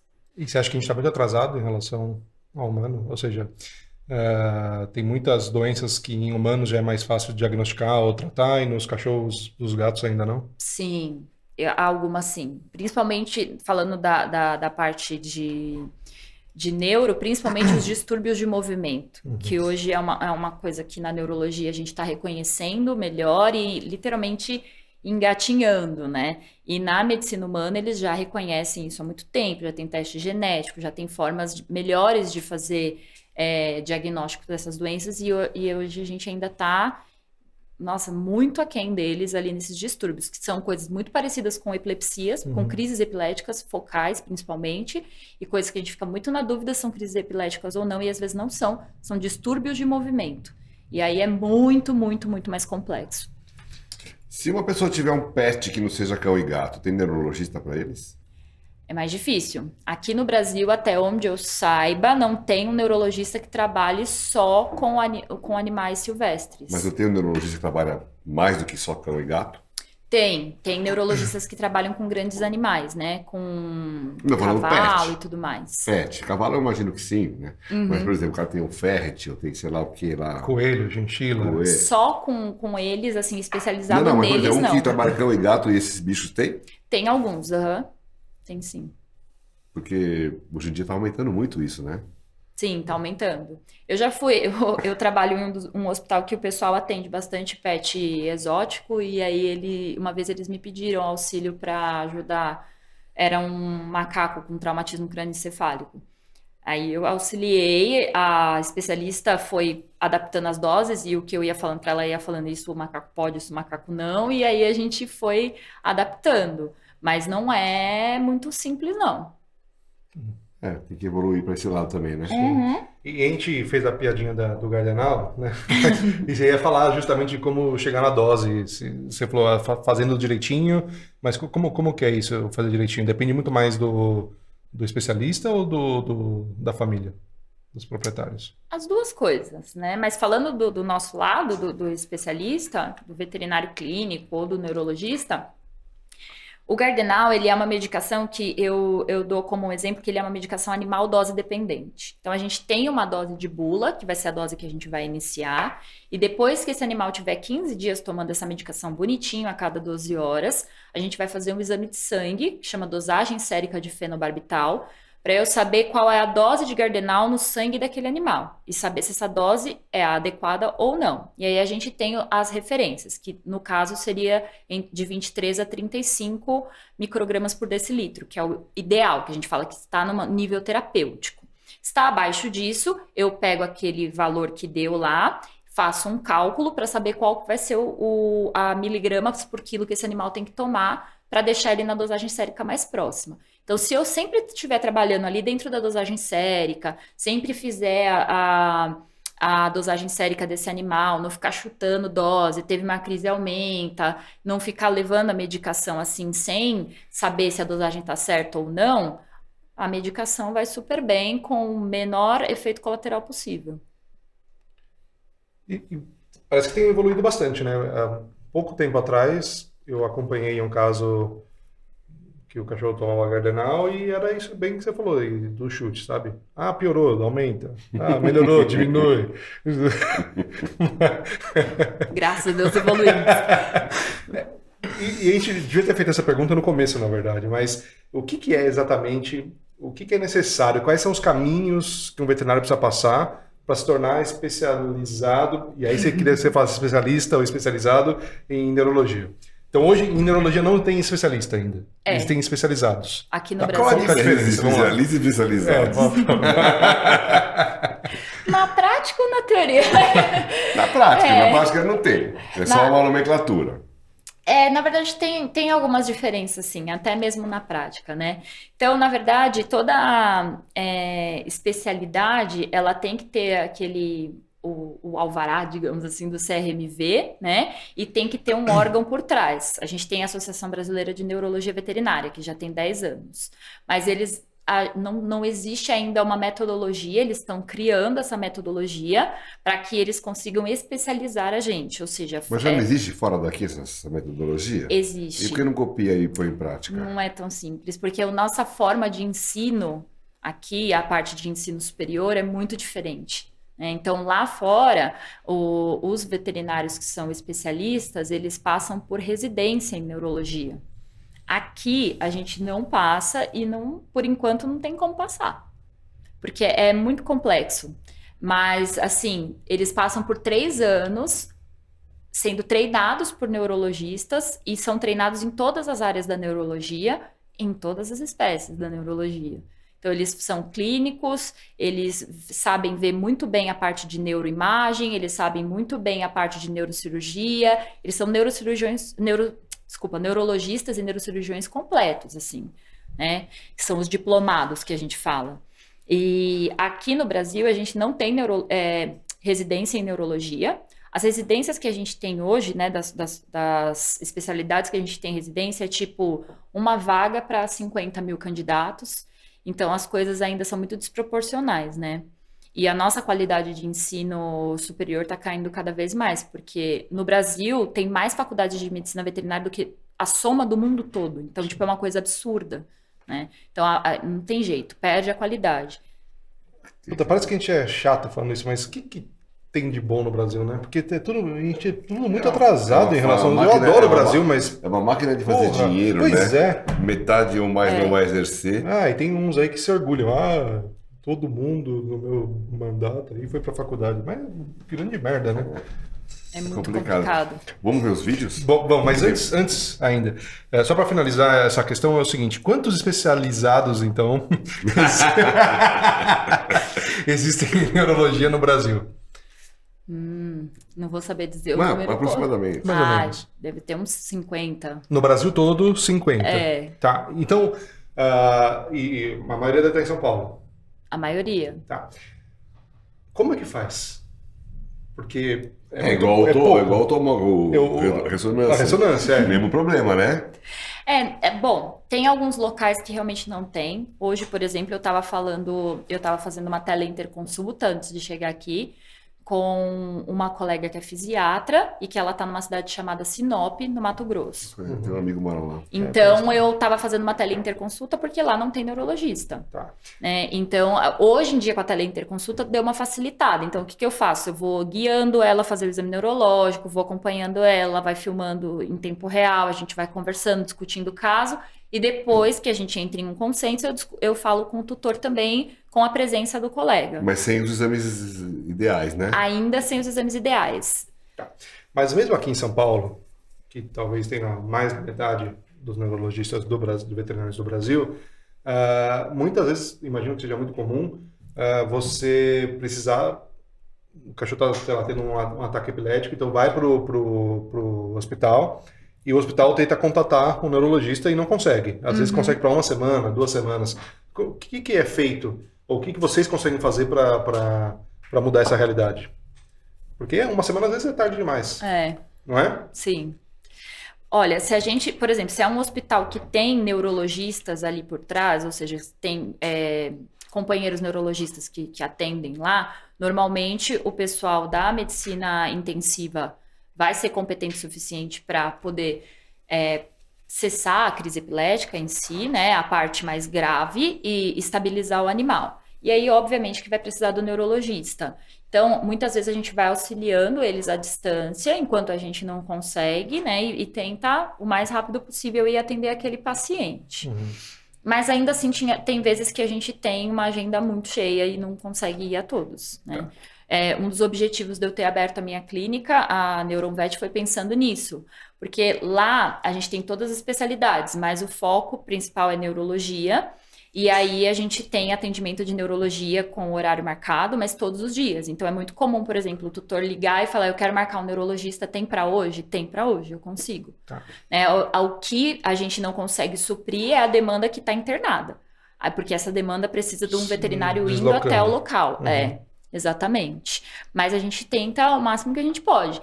E assim, uma das coisas que eu gosto muito na neurologia, como ela está crescendo aqui no Brasil, e eu espero que continue assim, é que é a classe de veterinários mais unida que eu já conheci. Que bom. A gente se une muito, a gente discute muito caso, ninguém é dono de nada, né? E muito menos do conhecimento, então a gente sempre tá ali discutindo o caso, um falando com o outro, um perguntando pro outro. Que legal. Eu, por exemplo, eu não sou tão boa nisso, eu vou pedir pro tutor continuar com você, pode ser? Pode, aí vai pro outro colega, sabe? E tanto que a gente eu sou formada no Instituto Bioéticos, né? E no Instituto Bioéticos eles tiveram uma iniciativa que eu gosto bastante. A gente tem um grupo de neurologistas de todas as turmas de neurologia. Então é do país inteiro, a gente vai se conversando ali. Você já viu um caso assim? Alguém já viu trabalho assim? E a gente vai discutindo para se ajudar, porque é uma área muito nova, né? E um dos maiores neurologistas do mundo, ele até brinca, né, nas palestras dele, que é o Dr. Simon Platt, ele fala que a gente é neurologista, a gente tem que acordar, olhar pro espelho e falar: eu adoro adivinhar e eu amo corticoide, né? Então, então é basicamente isso, a gente tem que se ajudar, porque muito da neurologia a gente ainda tá engatinhando, né? Por mais que a gente estude, por mais que a gente se atualize, tem muita coisa que a gente olha e fala: caraca, o que tá acontecendo aqui? Na veterinária, quanto tempo tem a neurologia? No mundo? No mundo, a primeira escola, se eu não me engano, foi 1960, eu acho que... Onde foi? Pensilvânia. Agora, aqui no Brasil, deve ter uns 30 anos, mas é bem novinha. Legal. Bem novinha. Bom, vamos para os vídeos? Conta pra gente. Consegue colocar, Christian, pra gente? E aí você vai narrando e contando o que está acontecendo. Esse, na verdade, eu coloquei para mostrar como mesmo pacientes com deficiências, né, eles conseguem ter qualidade de vida. Então, esse é um paciente meu, que ele teve sinomose, a tutora, ela adotou ele de uma ONG e ele veio com sinomose, né? Então, ele tem mioclonias, que são esses tiques, né, no corpinho dele, ele ficou com paresia, né, ele não consegue andar com as patinhas de trás, mas ele é mega esperto, tem uma super qualidade de vida, a tutora cuida muito bem dele, né? E Ele vai melhorar ou vai ficar assim a as vida roupinhas. inteira? Na verdade, ele faz fisioterapia e esse vídeo já é um pouco mais antigo. Ele faz fisioterapia basicamente toda semana e ele já tá conseguindo comer com as duas patinhas em pé. Legal. Aí ele cai, às vezes ele dá uns passos, mas assim, evolução mais ou menos de 3 anos. Então, tem aí uma grana envolvida, né? E pra qual que é a fisioterapia. idade desse animal? Agora o Bud tá com 3 anos. 3 anos. Tá bom. Ok. Um gatinho. Uma gatinha. Lembra que eu falei dos tremores? Uhum. Essa gatinha, ela tem tremores, ó, ela não consegue se equilibrar direito. Tem tremores que a gente chama de tremores intencionais, é um problema de cerebelo. E ela, no caso dela, ela é uma gatinha com essa doença, ela é congênita, ela nasceu assim. Então, ao longo do desenvolvimento dela, ela foi se adaptando, ela faz tudo. Uhum. Ela vai no ritmo dela, mas ela faz tudo com essas limitaçõezinhas dela, né? Ela tem uma doença congênita chamada hipoplasia cerebelar. Então ela não salta, Não, ela não só salta. caminha. Ela caminha. Nas limitações dela, mas ela caminha. No caso dela, era hipoplasia E cerebelar. ela consegue comer, defecar, Ela se urinar? adaptou de uma forma que ela consegue. Legal. Mas Ela é um tem processo. autonomia, né? Tem autonomia. Isso é legal. Mais importante, a Exatamente. dignidade. A autonomia para eles é muito importante. Sim. Esse eu quis colocar para mostrar que muita gente associa a neurologia à coisa de animais velhos, né? Essa paciente tem meses de vida, se eu não me engano, ela tem uns 4 ou 5 meses de vida. E ela tem esses tremores, que também são tremores intencionais, né? Também é cerebelo. Uhum. Ela tem crises epiléticas, alterações de comportamento. Aí ela tá tendo uns rompantes meio de agressividade. E ela tem uma doença inflamatória. Ela tem uma encefalite. Uhum. E agora ela tá em tratamento, tá super bem já. Mas esse falite que era é devido a quê? Autoimune. A dela é autoimune. Mas a gente precisou de ressonância, líquor, né, para poder chegar a descobrir isso. Porque, claro, pela idade, a gente faz também essa diferencial de qual doença eu vou pensar, né? Tanto de acordo com os sintomas, a anamnese, óbvio, né? Se foi crônico, se foi agudo, e também com a idade do paciente, a raça, faz muita diferença. Então, claro que a primeira coisa que eu pensei foi em anomalia congênita, né? Mas, na verdade, não. É uma doença autoimune. Essa é uma gatinha com esse sinal dessa cabeça torta desse jeito, a gente chama de head tilt. Então, ela ficava com essa cabecinha torta, ela perdeu, né, o eixo. No caso dela, foi uma otite mal curada. Uau. Então, essa é uma coisa que nós da neurologia, a gente vem falando bastante, né? Uma otite não é só uma otite, né? A orelha, ela é muito importante. Então, cuidem bem da otite como tutores, né? E colegas, por favor, façam cultura antibiograma, né? Para ver se essa otite não é mais grave do que parece ser. E acho que essa dica é super importante, porque muitas pessoas começam o tratamento, o animal já fica com a orelhinha de pé, já para de chacoalhar e para de dar o medicamento que acho que não é necessário de seguir 10, 15, 20 dias, né? Exatamente. É muito necessário. Porque para chegar nisso, o que aconteceu? Ela teve muitas otites externas. A tutora levou a primeira vez para o veterinário, nas outras vezes eu já tenho remédio em casa, eu vou continuar passando. Uhum. E não é assim que acontece, né? Foi ficando resistente, bactéria, a orelha ela tem uma comunicação direta com o sistema de equilíbrio, o sistema nervoso central, do tronco encefálico, e também com o sistema de equilíbrio periférico, que é a orelha interna, que fica dentro desse osso aqui. E aí pegou a orelha interna e, no caso dela, pegou o sistema nervoso central também, ela estava com uma meningite, que a gente chama de meningite otogênica. E aí, depois do tratamento, volta ao normal ou não? Eles ficam com um pouquinho de sequela da cabeça, mas voltou quase ao normal. Uhum.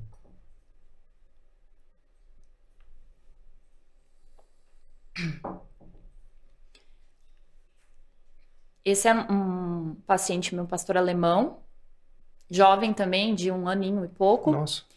E ele começou a ter dificuldade de andar com as patinhas de trás. Uhum. E daí começou a evoluir para as patas da frente. E o que aconteceu foi uma discoespondilite. Então, na verdade, é uma infecção do disco vertebral, né? Foi por conta de uma mordida de outro animal que deu na região e acabou infeccionando. Caramba.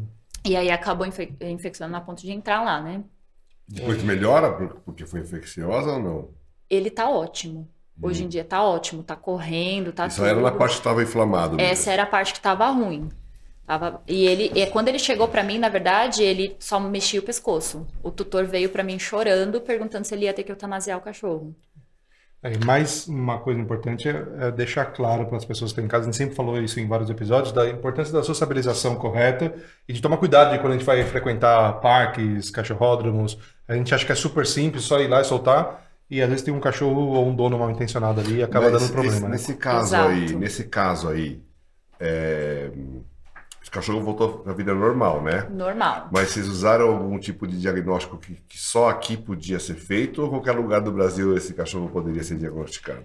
Podia ser diagnosticado em qualquer lugar do Brasil. A gente fez uma hemocultura e fizemos a radiografia. Na radiografia já mostrava, só que como ele tinha uma discoespondilite na região de lombar e a pata da frente dele estava sendo afetada também, eu falei, algo de errado não está certo, por que essa pata da frente está sendo afetada também? Uhum. Eu acho que isso ficou difuso, dele foi um pouco mais grave, por conta do tempo que demorou para ele ser encaminhado para o neurologista. E na verdade ele não foi encaminhado, ele procurou um neurologista, porque ele falou, não tá dando certo, eu vou procurar um neurologista. Que bom.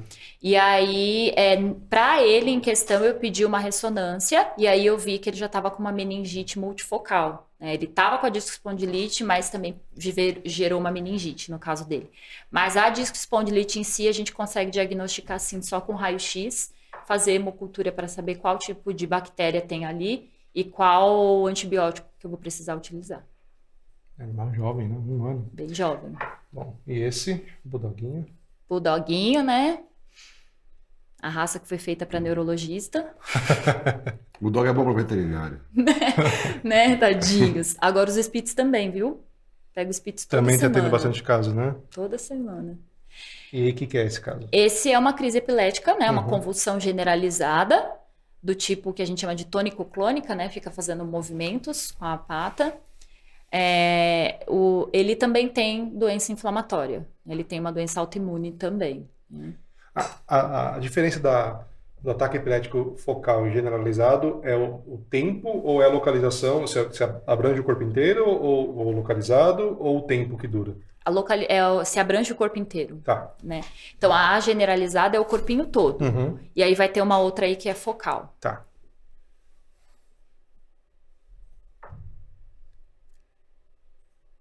Esse daqui é um outro paciente também com problema também de orelha, que também foi para o sistema nervoso central. Também por conta de otite mal curada? Por conta de otite mal curada também. É muito comum. Caramba. Inclusive foi o tema do meu TCC de pós-graduação. E aí para mostrar como que ele estava andando, né? Então aquilo de limitação de caminhada dos gatinhos, né? Bem limitado, caindo, girando em torno dele mesmo. Falta de equilíbrio. Isso da otite mal curada acontece tanto nos cães quanto nos gatos. Uhum. Mas gatos é mais frequente ou é só uma coincidência que tem uns 2 vídeos de gato? É coincidência. Coincidência. Que eu tenho bom. Bastante cão também. Tá bom. E eles voltam a ficar quase normais, ficam sequelados? Como é que cada caso é um caso? Cada caso é um caso, mas a grande maioria tem como sequela a cabecinha um pouquinho torta e não tem uma deambulação mais perfeita, né? Mas tem autonomia, qualidade de vida, Tá. Isso tudo. Beleza. Vamos passar para o próximo. Essa eu coloquei com o propósito de chamar atenção para uma coisa. Essa cachorrinha é uma idosa, né? Acho que dá para notar que ela é bem velhinha. Aí ela tá parecendo meio perdida, né? Andando para lá e para cá, meio sem rumo. Quando começou o vídeo, ela estava presa no canto ali. E é muito comum em animais idosos a gente ver esse tipo de situação e a maioria dos veterinários olhar e falar: isso é síndrome da disfunção cognitiva, é Alzheimer canino, né? E aí, novamente, eu falo: sintoma de neurologia é sintoma da onde está a lesão e não da doença que está causando. Essa cachorra tinha um tumor no cérebro. Então tem que prestar bastante atenção, né? Pra gente não só não diagnosticar... Mas ela chutou a doença, né? Exato. Mas é muito comum isso acontecer, infelizmente, né? Eu sempre alerto os colegas sobre isso. Então, pra gente falar que é uma disfunção cognitiva, eu tenho que ter uma imagem degenerativa desse cérebro falando que é disfunção cognitiva. E se eu trato como disfunção cognitiva e for um tumor, ele vai crescer. Porque a maioria é com vasodilatador. Mas se for uma inflamação, uma infecção, vai piorar. Mas como é que diagnostica isso? Com imagem, né? Com imagem. Que não é sempre que vai conseguir fazer. Não sempre. Mas tem também os exames neurológicos, os testes clínicos que a gente faz, né? Que já dá pra gente saber que não é provável que seja disfunção cognitiva, não. Eu acho que a gente... Deixa eu mudar um pouco de assunto, uma curiosidade. Tá vendo aquele comedouro ali elevado? Tem muita gente que fala que os cães têm que comer elevado, porque senão vai dar problema cervical. Isso é verdade? É mentira? É para vender comedouro diferente? Olha, para alguns animais que têm algumas limitações, eles Não, precisam cachorro mesmo. normal. Não, fala cachorro normal.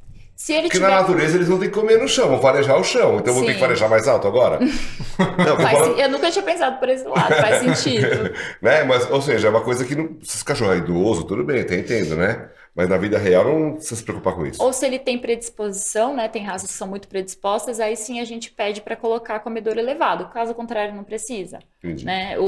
Casos específicos. Exato. Um dos meus, por exemplo, se a gente colocar o comedouro elevado, ele taca no chão e come no chão. Não, a gente acha até mais legal jogar comida no chão, né? Sim. Agora, vamos aproveitar que a gente falou do Alzheimer canino, né? Que é o déficit cognitivo. O que é comum? Tem sido mais comum? O que tem gerado isso? Qual o tratamento que está sendo feito? É comum, sim, mas também é super diagnosticado também, né? Diagnóstico clínico, né? Só. Então, de olhar e falar que só porque tem esses sintomas tem disfunção cognitiva, né? Mas é comum, sim. Então, disfunção cognitiva não é porque o animal é velho. Então, isso é a primeira coisa que eu quero deixar claro. Então, o animal velho não vai ter disfunção cognitiva, não é normal isso, não faz parte de ser idoso, né? Isso é uma doença. Então, se o animalzinho começar com essas alterações, então, andar noturno, trocar o dia pela noite, vocalizar, parar de reconhecer, entrar nos cantos, precisa procurar um médico veterinário, passar com um neurologista, porque aquele animal não está saudável. E qual é a etiologia disso aí? É degenerativo. Ah, então é bem grave. É. Não tem cura. Cura não. O que a gente faz é tentar diminuir a velocidade da progressão da doença e da qualidade de vida para aquele É paciente. tipo um Alzheimer mesmo. É. Sabe uma coisa que a gente não falou? A gente falou fora do ar. Onde que entra... Você costuma prescrever cannabis, né? Sim. Onde que entra nessas doenças a prescrição de cannabis? O quanto ela tem ajudado? E o quão arriscado é? Porque parece que de uma hora para outra começou a ser usado de forma...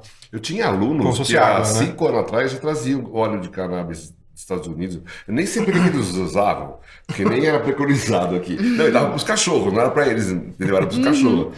Explica pra gente. Vamos lá. Bom, o cannabis... É profilático, é terapêutico, é o quê? O cannabis... É placebo? Não. O cannabis medicinal a gente usa como parte de uma terapia integrativa, né? Então, em algumas coisas raras, dá pra gente usar ele sozinho, tá? Mas ele vai ser mais usado como parte integrativa aí do tratamento do animal. Então, não necessariamente porque eu vou usar o óleo de cannabis, eu vou tirar a medicação alopática. Muitas vezes não tem como. Muitas vezes a gente vai somar para que a gente consiga, às vezes, diminuir dose da medicação alopática, melhorar efeito colateral, melhorar a qualidade de vida. Exatamente. Entendi. Então, uma coisa que eu gosto muito de falar o cannabis não é milagre. Cannabis tem sim efeito colateral, cannabis tem sim interação medicamentosa. Até porque, se a gente não fala isso, Os tutores vêm muitas vezes para mim com perspectivas erradas, e aí eles ficam com uma expectativa lá em cima de que vai ser milagroso, né? Minha filha mora em Israel. Israel, se uma pessoa tem problema de coluna, o Estado fornece cannabis para aquela pessoa. Então, e praticamente só fornece aquilo. Por que não fornece outros medicamentos? Como é que funciona essa cannabis na pessoa que tem problema de coluna? Aí a gente tá falando de dor crônica. Ah, de diminuir dor. Deixar a vida mais... Exato. Com qualidade de vida, é isso? Ela não vai curar, né? Mas vai melhorar porque é uma a qualidade coisa crônica, de vida. o cara vai ter que conviver para a vida toda e é um remédio que vai ter menos efeitos colaterais do que outros. Exato. Entendi. E o cannabis, ele não é, por exemplo, o Gardenal, que é um comprimido de Gardenal mesmo para todo mundo, e o que vai diferenciar é a dose que eu vou usar. O cannabis não. A gente escolhe qual planta que a gente vai usar, qual fração que a gente vai usar, qual porcentagem que a gente vai usar, se eu vou usar com THC, com CBD. Então, é uma coisa muito individual. E aonde você aprendeu sobre isso? Cursos mesmo. Aqui? Aqui no Brasil, Interessante. E quais são os riscos se usar de forma indiscriminada como... Eu tenho visto, infelizmente, muitas pessoas falando assim, meu cachorro não tem nada, mas eu vou dar, porque acho que faz bem. Donos que trazem de fora. Como se fosse tá dando condroitina, sabe? Tô dando canabidiol. Não tem nada a ver. Não deveria fazer isso. Um veterinário tem que ter indicado para eles. Um veterinário que é terapeuta canábico para poder prescrever. Mas o que pode acontecer com esse animal? Se ele intoxicar, por exemplo, aí ele pode ter convulsão, alterações de movimento, alteração de comportamento em geral, né? Ele pode ter muitas alterações hepáticas, porque o cannabis ele é metabolizado pelo fígado, então ele pode ter alterações hepáticas, então é perigoso, né? Como eu disse, ele tem efeito colateral. Já é utilizado normalmente aqui no Brasil? Não diria totalmente normal, porque assim, a gente da veterinária, a gente só pode prescrever de associações. Então, se, por exemplo, eu sou veterinária prescritora e eu fizer importação para poder dar para o meu paciente, eu posso ser autuado. Então, eu tenho que usar as associações daqui do Brasil, eu posso prescrever que associação dela. Que teria? Tem algumas associações. Veterinárias? Não, associação geral, veterinária e humana, eles fazem para veterinário e para parte humana, né? E aí a gente pode prescrever os Farmácia de manipulação não trabalha com isso? Não, a Anvisa não permite ainda. Teve uma vez, eu lembrei de um caso, não sei se eu já contei em algum outro episódio, eu acho que não. Foi um caso até engraçado. Eu estava fazendo uma consulta comportamental para um Spitz filhote, e a queixa era, dentre xixi, cocô fora do lugar, e morder móveis, coisa de filhote, que o cachorro, ele comia cocô, né? Tinha coprofagia. E estava conversando então só eu e a proprietária, e de repente a cachorrinha veio, um dia eu podia ver, mais a proprietária não, com algo na boca. E eu falei, inclusive acho que ela tá com cocô na boca, né? Deixa eu ver. Aí quando eu fui, eu peguei assim, falei, não é cocô. Falei, não sei o que é isso, dá uma olhada. Aí a dona ficou desesperada. Ela chegou a colocar a mão no sutiã, assim, mostrou o seio mesmo. E aí ela ficou tensa demais, ela saiu correndo pro quarto. E aí ela voltou e eu não entendi nada. De repente ela falou assim, meu cachorro comeu minha maconha. E aí, mas não deixa isso. Por isso que ele come cocô, é larica. E aí ela não sabia o que fazer. Começou a chorar, desesperada, coitada. E ela começou a tremer. Eu falei, olha, acho que é importante a gente levar esse cachorro agora para o hospital veterinário, não sei o que pode acontecer. Ela não conseguia dirigir o carro dela. Eu fui dirigindo o carro dela até o hospital. Por que ela botou o seio? Porque ela guardava aqui, escondida do marido. E aí foi a parte... Escondida do marido! Ela falou, Gustavo, pelo amor de Deus, você não conte nada pro meu marido, porque eu fumo escondida, se ele souber, vai ter separação. Eu falei, senhora, eu não sei de nada, eu vou deixar você no hospital veterinário, espero que sua cachorrinha fique boa, e é isso. Beijo, tchau. Beijo, tchau. Bom, e aí no hospital, deu nem 5 minutos nessa de ela ir até o quarto, ver se estava lá na gaveta dela, voltar, não sei o quê.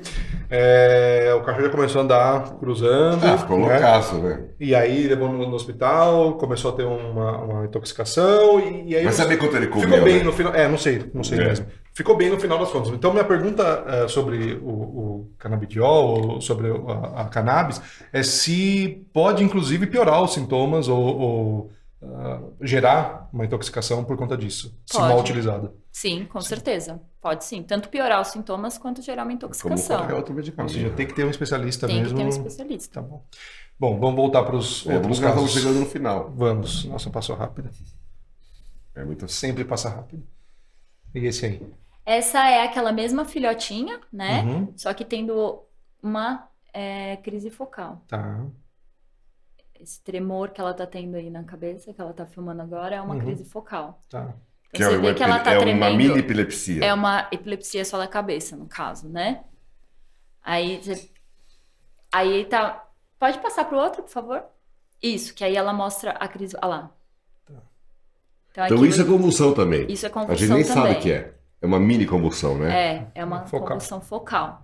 Então você vê que ela é que não dá pra ver os olhinhos dela, mas ela fica meio confusa, ela baba bastante quando ela tem é essa. completamente... Mas tem animais que não babam, que só tremem e ficam meio confusos assim. Olha. E é novinha, né? Ela é bem novinha, tem meses. Tadinha. Vamos passar para o próximo. Não, passa pro próximo, por favor. Que aí depois a gente volta nesse, porque tem que ter um contexto. Tá bom. Esse é aquele mesmo, o Bud, que a gente tinha visto mais. Foi o primeiro. Ela se É, o arrastando primeiro. com a roupinha, né? Isso. Aí é quando ele nem conseguia se arrastar ainda, né? Caramba. Aí ele só ficava tendo as mioclonias, né, da sinomose. Então começou assim, aí depois daquele vídeo que a gente viu ele se arrastando, e depois você falou que ele já conseguiu ficar em estação, né? Ficar de pé ficar de e para se alimentar, né? Exatamente. Outro budoguinho. Aí eu coloquei esse de propósito porque parece muito uma crise focal, né? Uhum. Mas não é. Não é? É um distúrbio de movimento, chamado Red Bob. Esse é o famoso Mas, Red Bob. mas o Red Bob não é um ataque epilético? Não, é um distúrbio, né, de movimento. É uma discinesia. Mas também é sistema nervoso central. É sistema nervoso central. Depois é eu vou te fácil, contar não. no off aqui cada coisa que eu já ouvi, mas depois, enfim. Mas o Red Bob, qual é a diferença? Ó, tá vendo? Ela tá totalmente consciente. A tutora até chama ela. E aí ela olha, só que ela não consegue parar de... Ela Tá. não saliva, ela não urina, não acontece nada. O Red Bob, ele é benigno, digamos assim. Normalmente ele é autolimitante. Então ele começa, fica um tempo, normalmente Mas ele dá qual uma é a causa? piorada. Ou se pode ser uma causa estrutural, então uma lesão mesmo numa região específica lá do cérebro, ou pode ser uma idiopática. E um cão que tem o Red Bob não tem outros tipos de ataque epilético ou ele pode ter Ele pode vários ter. tipos? Tá, Pode ter também. tá bom. E quanto tempo dura geralmente o Red Bob? Pode durar horas. O animal Caramba, pode ficar horas, assim. puxa. É desconfortável, né, Eu pra imagino. eles. É bem desconfortável, mas assim, não é maligno do ponto de vista de alteração sequelar igual a crise epilética faz. Diferente das crises epiléticas, no Red Bob não é necessário segurar a cabeça do cachorro, enfim, apoiar a cabeça do cachorro, deixa ele ficar normal. Deixa. Se ele quiser andar, pode, se ele quiser ficar deitado, pode. Pode, Tá bom. exatamente. Tá bom. Ok. Esse é o último? Não, Tem mais um ainda? tem. Então, vamos passar mais um ainda. Esse. Vocês tinham perguntado, né, se era mais gatinho ou cão. Uhum. Essa é uma cachorrinha com Otite. alteração vestibular. O dela não era por otite. Ah, tá. O dela foi por uma alteração vascular, Uhum. na verdade, né? Já tem mais idade também. Já tinha mais idade. Mas, claro, isso pode acontecer num cão por otite mal curada também, Uhum. né? No caso dela, não era. Aí, esse cachorrinho é o meu cachorro. Tá. Então, eu resgatei ele em Belo Horizonte, junto com meu marido, dentro de um córrego. Uhum. E aí, quando a gente pegou, ele tava nesse estado, né? Tava bem pior, na verdade. Esse foi o dia mas- que ele chegou? Não. Não. Próximo. Foi o dia que quando ele veio para São Paulo, na Tá bom. verdade. Uhum. Que foi uma semana depois, né? Uhum. Aí ele tava dessa forma, né? Completamente alheio, fora. E aí, esse eu quis trazer justamente para as pessoas verem que muitas vezes a gente não precisa desistir deles Uhum. tão logo, né? que a gente tem O muitas cachorro é idoso ou é para jovem? fazer. Ele é idoso. Ele é idoso. Ele deve ter uns 12, 13 anos pela média, sabe? E aí, depois dos tratamentos, ele fez ressonância e tudo ficou mais. aquele outro Aí vídeo. ele tava naquele outro vídeo que ele tá correndo, brincando. Tá. Quanto tempo depois? Ele ficou em tratamento uns 2 meses, mais ou menos. Tá. Vamos ver ele. 2 meses depois já é aquele vídeo? É. Uau. Podemos ver aquele agora, Christian? Parece que é mais jovem. Não parece? Sim, parece outro. Eu bati o olho e falei, nossa, parece o mesmo, mas depois eu falei, não sei se é o mesmo, não. Christian perdeu o vídeo.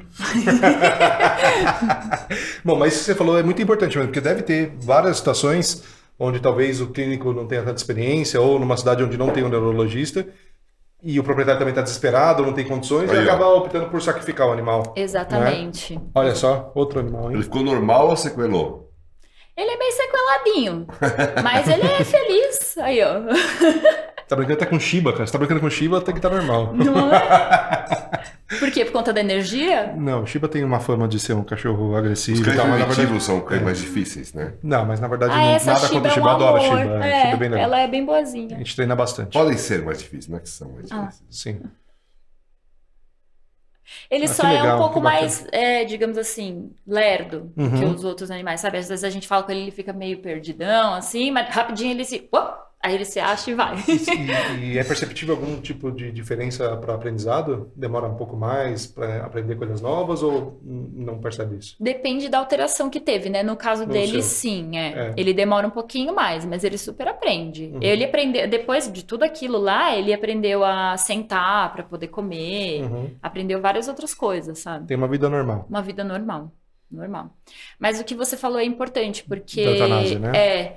Porque, e eu assim, eu entendo, porque neurologia, como a gente até comentou algumas vezes aqui, é feio, é assustador, então parece mesmo que acabou ali, que não vai ter mais jeito, né? E aí, muitas vezes o tutor vem, como eu falei do pastor, né, que ele deitou o cachorro assim e falou, eu vou ter que matar meu cachorro? Eu falei, calma, eu sei que você está passando por isso há muito tempo, mas eu cheguei agora, então me dá uma chance, vamos ver o que está acontecendo, né? Então, dentro do possível, né, dar uma chance para eles e para a terapia também, né? Nesse mundo de imediatismo, é muito comum as pessoas falarem, nossa, mas passou 24 horas e ele não melhorou nada. Ou 24. Né? E é verdade, 24 horas. Passou 24 horas e Espera ele passar não melhorou 24 nada. dias, né? Não, mas no seu caso, do seu cachorro, você falou 2 meses, já achei um tempo rápido. Não é verdade? Até o remédio, tem uns remédios que demoram 15 dias para fazer os efeitos. Começar a fazer. Exato. Então tem que dar tempo ao tempo, né? Então quanto tempo demorou para aquela doença que a gente viu manifestar aqui se instalar? Muito mais tempo. Então vai demorar para curar no mínimo o dobro, né? Então a gente tem que ter um pouco mais de paciência. E não é fácil, eu sei disso. Tive ele de neurinho na minha vida e a minha outra cachorrinha há pouco tempo teve uma hérnia cervical que teve para cirurgia de emergência. Ela urrava de dor. É desesperador mesmo. Até eu, como tutora, é tela azul total. Não existe neurologista. Eu ligo pro neurologista, literalmente. Lógico, você vai ficar... Exato, eu fico muito abalada, então eu não consigo. Então, assim, eu sei como é, tanto no papel de veterinária neurologista, quanto no papel de tutora de mãe de neurinho, né? Deus quis me dar os 2 papéis aí, né? E eu aceitei. É importante também. Exato, até para eu saber, né, como os tutores se sentem. E já que a gente tocou nesse assunto eutanásia, a gente teve um cliente comum, né, no mês passado, que acabou tendo que optar pela eutanásia, de uma cliente super antiga minha. Mas quando eu percebo que quando chega nessa fase difícil, é muito complicado, obviamente, para o veterinário, também para a família, tomar essa decisão, né? Na sua opinião, em que momento que você acredita que é o melhor momento de decidir e realmente perceber que não tem outro caminho e que esse é o caminho mais digno para o animal? Quando a gente vê que o paciente ele tem uma doença que é crônica, né? Que a gente sabe que aquilo não vai ter cura, e que esse animal e a família dele não tem mais qualidade de vida. Aí é quando eu começo a já lidar com uma conversa um pouco diferente, sabe? Mas assim, sempre tem que ser em comum acordo entre o veterinário, né, a equipe em si, veterinária, e o tutor. Então, se o tutor decidir eutanasiar, mas tecnicamente a gente sabe que aquele animal não deveria ser eutanasiado, eu posso me negar. Lógico, Isso está dentro deve da até, ética. é. Exatamente. E acho que devo. acontece com bastante frequência, né? Acontece. Infelizmente. E hoje em dia tá difícil eutanasiar no Brasil. Sim, exato. E a mesma coisa, por exemplo, eu nunca ofereço eutanásia, né? Eu espero o tutor falar alguma coisa, porque aí eu sei que aquela pessoa se sente não necessariamente confortável, porque nunca né? Mas sim. assim, ele aceita. Essa hipótese. Não, essa porque assim, hipótese- chega uma hora que a pessoa vê que não tem mais dignidade, né?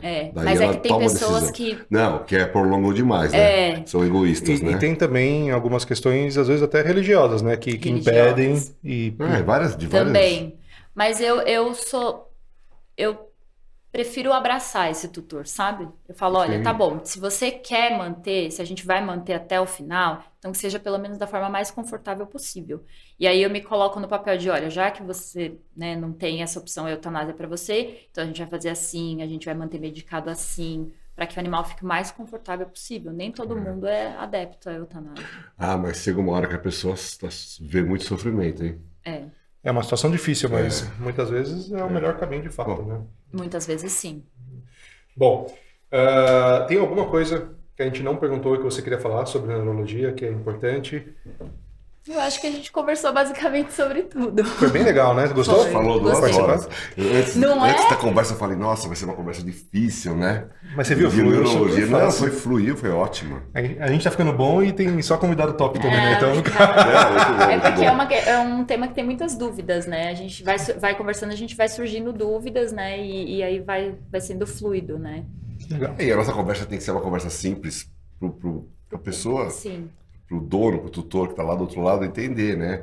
A gente, que eu te falei, a gente tem muita dúvida. Eu nem quero estudar muito para chegar aqui com as dúvidas, porque são as dúvidas que todo mundo vai ter. Sim. Não, e acho que esse podcast foi informação muito importante para os donos de cachorro, mas também até para os clínicos de cidades mais distantes, que não tem talvez um neurologista por perto, para inclusive te colocar à disposição, né? Sim, Para com ter certeza. contato, vocês têm bastante Agora, serviço. onde a gente vai se encontrar?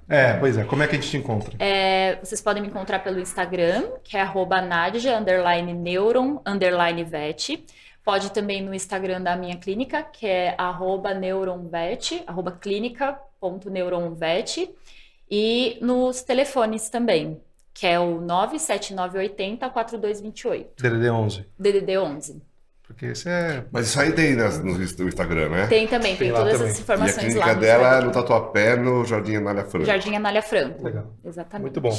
Foi top. Eu gostei bastante. Espero que Eu você tenha também gostado gostei. também. Gostei E sim. você que está em casa, espero que tenha curtido muito. Não se esqueçam de se inscrever no nosso canal, de curtir, de compartilhar os vídeos. Se tiver dúvidas, se tiver comentários, façam, deixem pra gente. E se tiver alguma coisa que vocês queiram saber que a gente não falou, manda também, porque de repente a gente consegue pedir para a doutora Nádia fazer um videozinho, complementar, alguma coisa assim. É tudo para vocês, tá bom? Obrigado e Obrigada. valeu. Obrigada, gente. Doutora, muito obrigado, foi ótimo. Foi Mais um ótimo. pra Muito mim. obrigada. Valeu, obrigadão. Obrigado, pessoal, até a próxima.